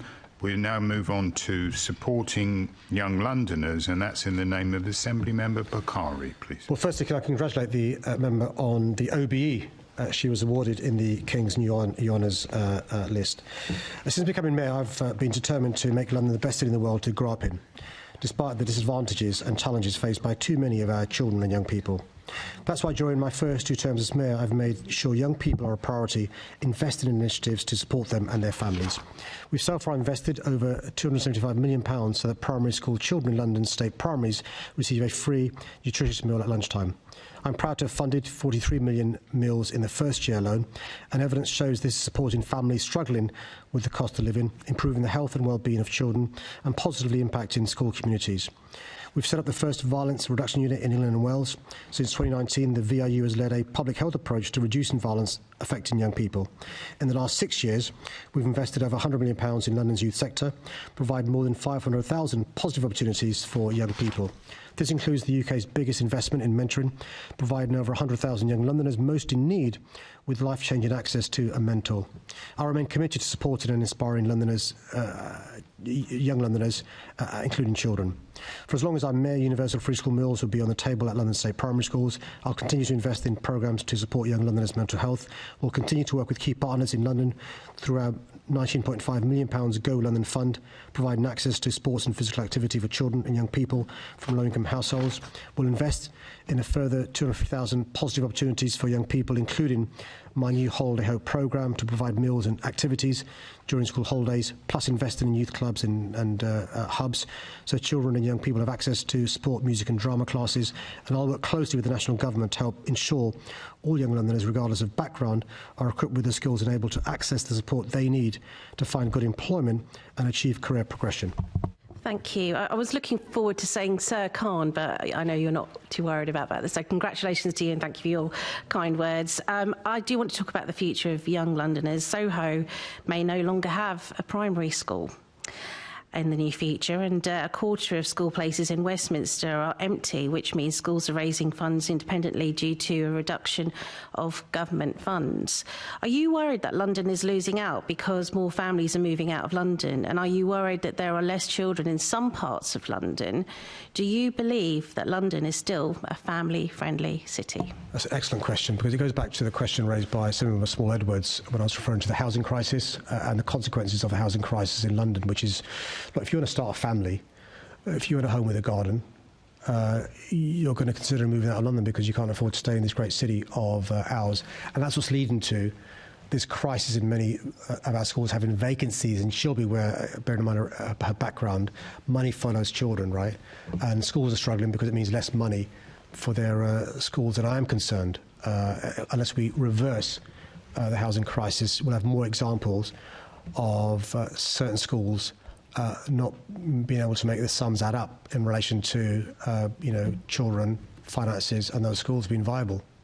Thank you. Now, yesterday we had an economy committee meeting with young care leavers who were talking about the postcode lottery of support that they were getting. How are you going to ensure that the New Deal for Young Londoners initiative does not become a postcode lottery with young people who may be living within London boroughs like Southwark, Westminster and Camden who do have less children compared to outer London? Yeah, she'll be aware from the history of our city that actually if you go back 20 years, go back 100 years, it's the same boroughs that are now the most deprived as were 20 years ago and 100 years ago. We've got to make sure we reverse that and address that. And by the way, it's the same communities that suffer the highest crime and so forth, fewest youth clubs and so forth and so forth. And so we are targeting our resources we have over the last 8.5 years to those boroughs that are least served. And we'll be saying to the government when it comes to the rollout of breakfast clubs, when it comes to the New Deal for young people going forward, we target those communities that are the most underserved. The phrase used in the past was hard to reach. They're not hard to reach, they're underserved. We're hard to reach. I agree with that. With the government ending its funding support for the National Citizen Services, which was a vital service for many London charities, will you write to the Deputy Prime Minister and the Culture Secretary, Lisa Nandy, about the need to make sure that all Londoners, young Londoners, wherever they are in London, are supported and that no Youth London charity loses out? Sure, I know there are big problems with that particular charity and not meeting the aspirations that the former Prime Minister had in relation to big society, and there are big concerns in relation to value for money, and the money is being used in relation to that particular charity. The good news is the money that was previously being spent there can be now repurposed for young people, not just in London but across the country. I'm not somebody who advocates national service, unlike the previous Prime Minister, but I'm somebody who believes passionately in youth clubs, in youth workers, in mentors and so forth. So we can use some of that money in London. That would be well received by young Londoners. So will you be writing the letter, though? That's just want some clarity on that. No, the days of letter writing are over. We get to meetings. Okay. Well, I'll be watching this space. We did have a fantastic meeting with the London Youth Assembly members. The chair, which we just heard about, is very passionate, working very, very well with us. And they are very keen to have you at their event, which is going to be in May, which is the London Youth Achievement Awards. They want you there. They also want this to be a permanent feature within the GLA calendar, and it's our job to hold you to account on this, so I promised I would. Will you be there? I'm more than happy to get my office to look into whether I can go to that event. It sounds really exciting, and to give the chair credit, over the last few months since he's been chair, he pushes this every opportunity he can, and in relation to the work they do, we were both at the Remembrance Day event where they added, I thought, to the event by them being present, so yeah. Fantastic. I'm sure they'll be really thrilled to hear that. Thank you. Getting some good commitments out of the Mayor today. The next question is in the name of Assembly Member Mahfouz, and it concerns the English Devolution White Paper. Can I thank you for your question?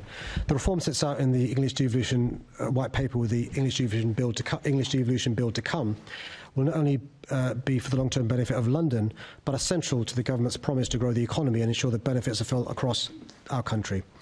This new government understands that local leaders know our places best, and by giving us more responsibilities and funding flexibilities, we can develop policies that are bespoke to our places. We've shown in London that devolution works, be that the excellent services offered on the London Overground or the work we've done to boost adult education. Now, the government will be making devolution the default setting, meaning London will benefit from any new or relevant powers and funding being made available to strategic authorities now or in the future. The pledge by the government to work with us to implement a multi-year integrated funding settlement will be a game changer for the capital, giving us much greater freedom to deliver on our priorities. The new government will now work with us to explore how the capital devolution settlement lines up versus our global competitors and to remove legal barriers to growth. London will also, I hope, have a greater role in overseeing skills and employment provisions, tools to improve London's private rented sector, and powers to regulate on-street micro-mobility schemes such as e-bikes. What's most encouraging is that this is the start of the process. I see the white paper as representing a floor, not the ceiling for devolution, and I'll continue to work with the government to seize the opportunity for further devolution in London. Thank you, Mr. Mayor. The English Devolution Bill rightly highlights London as a model of effective local governance, as an exemplar for other cities across the country to follow. It also supports your calls, effectively, to compare London's future powers with other global cities. Early in your term, in 2017, a House of Commons Select Committee stated that London is not only ready for further devolution, but it urgently needs it. Now, that was right at the start of your term. Of course, under your leadership, significant strides have been made to make London safer, fairer and greener. How do you feel, as Mayor, that if you were granted powers comparable to those of your counterparts in perhaps New York City or Paris, how would that enable you to deliver progress at pace to improve the lives of Londoners? Yeah, can I thank you for his question and his reference to some of the work we've undertaken on this and work with the Select Committee. Look, our point to the government, this one and the previous one, was we want to support you in your aims and ambitions, whether it's on growth, whether it's in job creation, whether it's in education, health, so forth, and so forth. See us as an ally in relation to doing so. And so what we're saying to the government is, don't give us more power for the sake of giving us more power. Give us more power and resources so we can help you in the missions you have. And so we are lobbying the government for more powers in relation to skills and employment, really important in relation to Londoners having the skills for the jobs being created. We're lobbying the government for more innovation when it comes to infrastructure. I was the minister that took through the business rate supplement bill that led to a third of the cost of Crossrail being paid for by the business community. We want integrated settlements, really important in relation to planning for the future. And so we are working with MHCLG officials, HMT officials and others about what more powers and resources we can get. And I say in a respectful way to colleagues around the country, we're a devolved administration like Scotland and Wales. Our comparator, I say in a respectful way, aren't Greater Manchester, Liverpool and so forth. It's New York, Singapore and those cities, because businesses that leave London aren't going to go to other parts of the country. They're going to leave our country and go to other parts of the world. That's why it's in the country's interest to work with us to devolve more powers and resources. Thank you, Mayor. So in 2023, the Oversight Committee made a recommendation that we should have powers similar to the Scottish and Welsh devolved administrations. You've talked about business rates and the importance of being able to have local revenue raising powers. Clearly, also the government's going to be reviewing how business rates work in the coming months as well. What opportunities do you feel there are to make sure that those levers are available to continue to grow London and also put more money into the infrastructure that you've talked about? Well, listen, when you speak to small businesses in particular, but also big businesses, it's quite clear business rates as it currently is doesn't work. And we get to keep a percentage of growth in business rates. So the vast majority goes to the government, as it should, in relation to us being the capital city. A small chunk comes to us. What we're saying to the government is, we want to be more in control of our destiny, work with us in relation to getting better growth and allow us to keep more of the growth that's generated in London, which means we can plough back in more policies for growth. We've got a great relationship with London councils. They do a fantastic job. We're working with London councils, with the business community, with anchor institutions to try and persuade the government in relation to giving us more powers and flexibilities, which I think they would benefit from, but also Londoners would benefit from as well. And you referred there to skills, and clearly you want to make sure that we are continuing to be that global leading city. One of the things that you talked about in the past is about green jobs. How do you feel that the potential there in terms of unlocking more green jobs in London? Well, London already is, and I'm really proud of this, is the green finance capital of the world, and we should be really proud of that. I want to double the size of our green economy over the next few years, but also we can be the place where people can pioneer new policies in relation to greening the economy. We already have, a third of the country's electric vehicle charging points, a huge number of rapid charging points, a record number of zero-emission electric buses, the most of any city in Western Europe.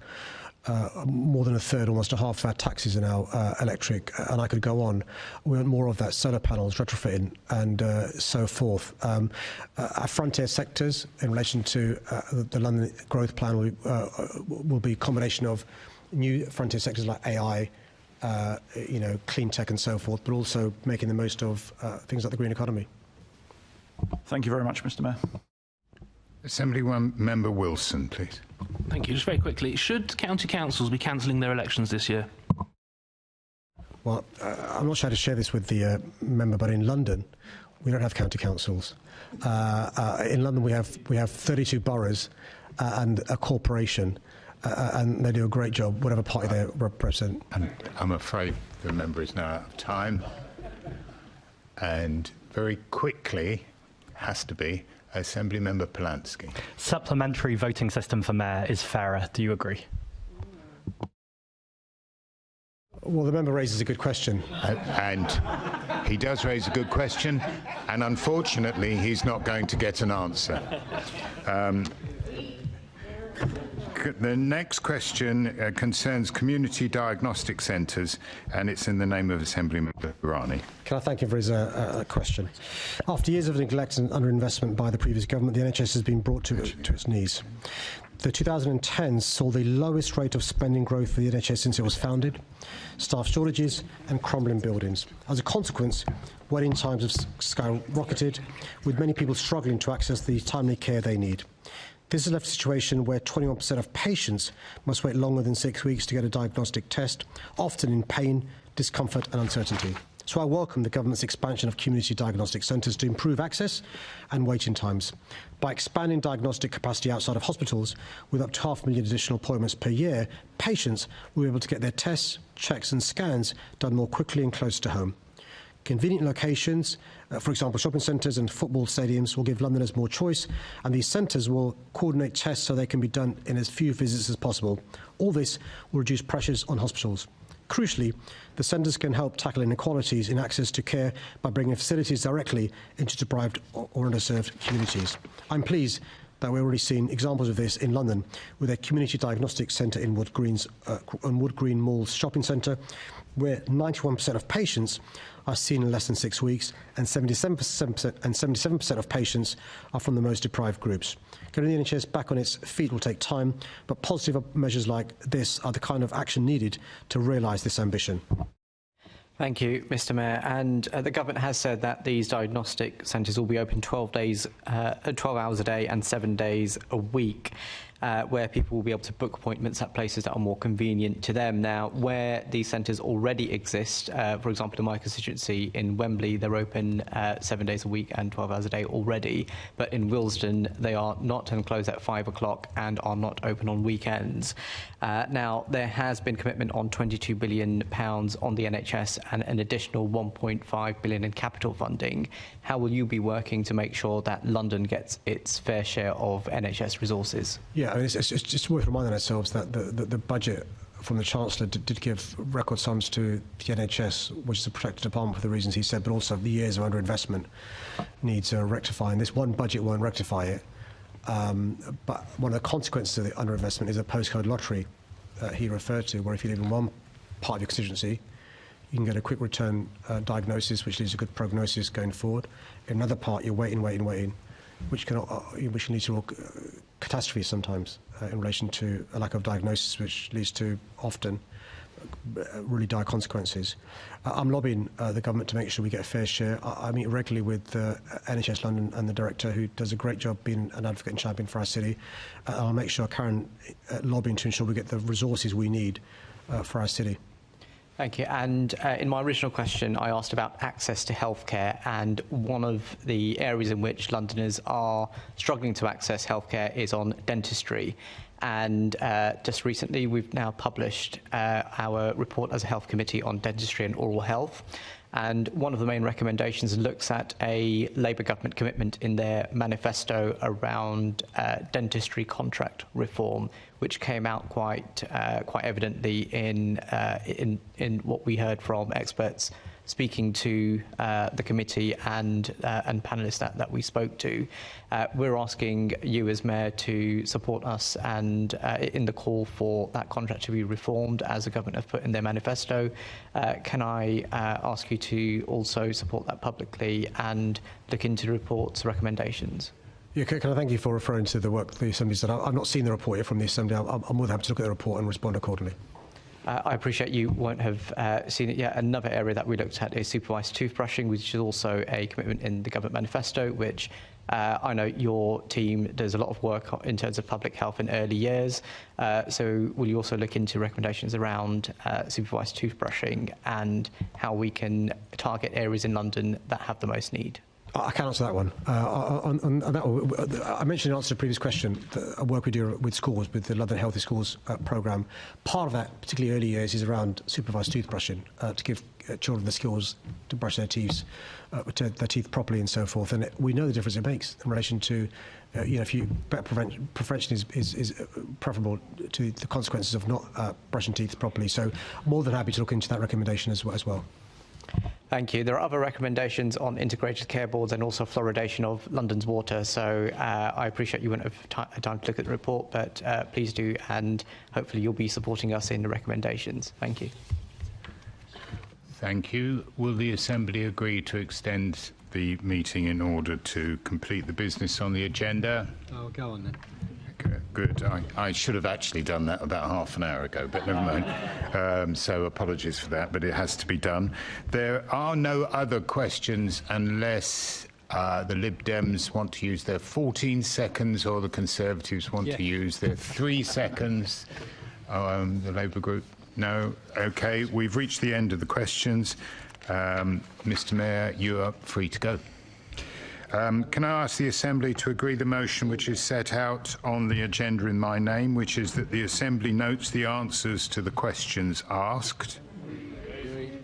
Can I ask the Assembly to note the decisions in respect of confirmation hearings for mayoral appointments, namely the Confirmation Hearing Committee's decision further to its meeting held on the 9th of December not to object to the proposed appointment of Metty Coburn to the office of Chair of Re London and to write to the Mayor with further comment, and the recent action taken by the Chairman of the Confirmation Hearings Committee under delegated authority in consultation with party group lead members to agree the additional comments in the letter to the Mayor regarding the proposed appointment of Metty Coburn to the office of Chair of Re London, and all that's attached to Appendix 1 of the report. And can I ask the Assembly to also note, you know I've got to do this, I know it, I know you all want to go, but I have to do this. Can I ask the Assembly to also note the responses from the Mayor to the Confirmation Hearings Committee's decision as attached to Appendices 2 and 3 of this report? Can I ask the Assembly to agree to accept written answers to all questions submitted to the 25th of February meeting? Am I allowed to cut that short? There's a lot of words there, but I'm probably fed up with words. The next scheduled meeting of the London Assembly will be the plenary meeting, which will be held on the 25th of January to formally consider the draft consolidated budget for 2025-2026. And another reminder that the London Assembly costs Londoners only £1 a year in order to hold a mayor to account for his £20 billion worth of expenditure. Just thought I'd put a plug in there. It was actually one of the Labour researchers told me off for not reminding people of that figure. So you're to blame, Assembly Member Deval. Many things. Any other business the Chair considers urgent? There is no urgent business. Thank you very much.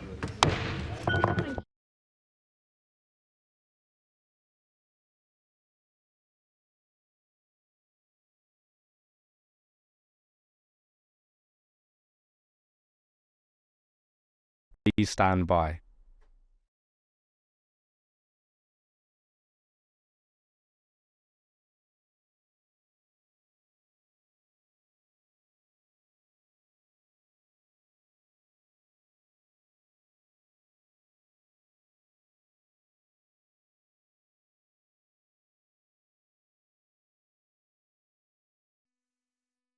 This is the broadcast from City Hall, the home of the Greater London Authority. Please stand by.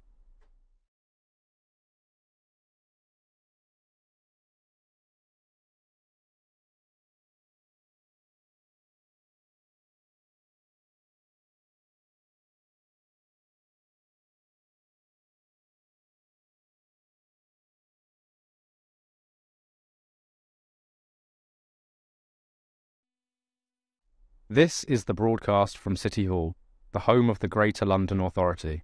Please stand by.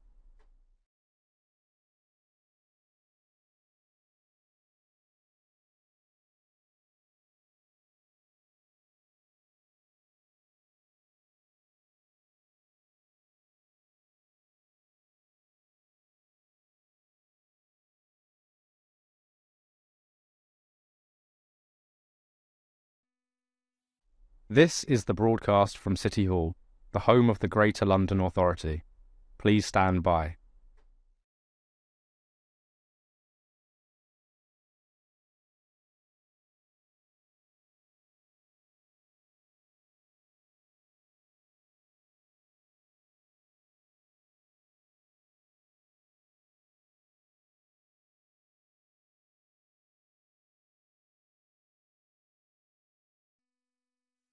This is the broadcast from City Hall, the home of the Greater London Authority. Please stand by.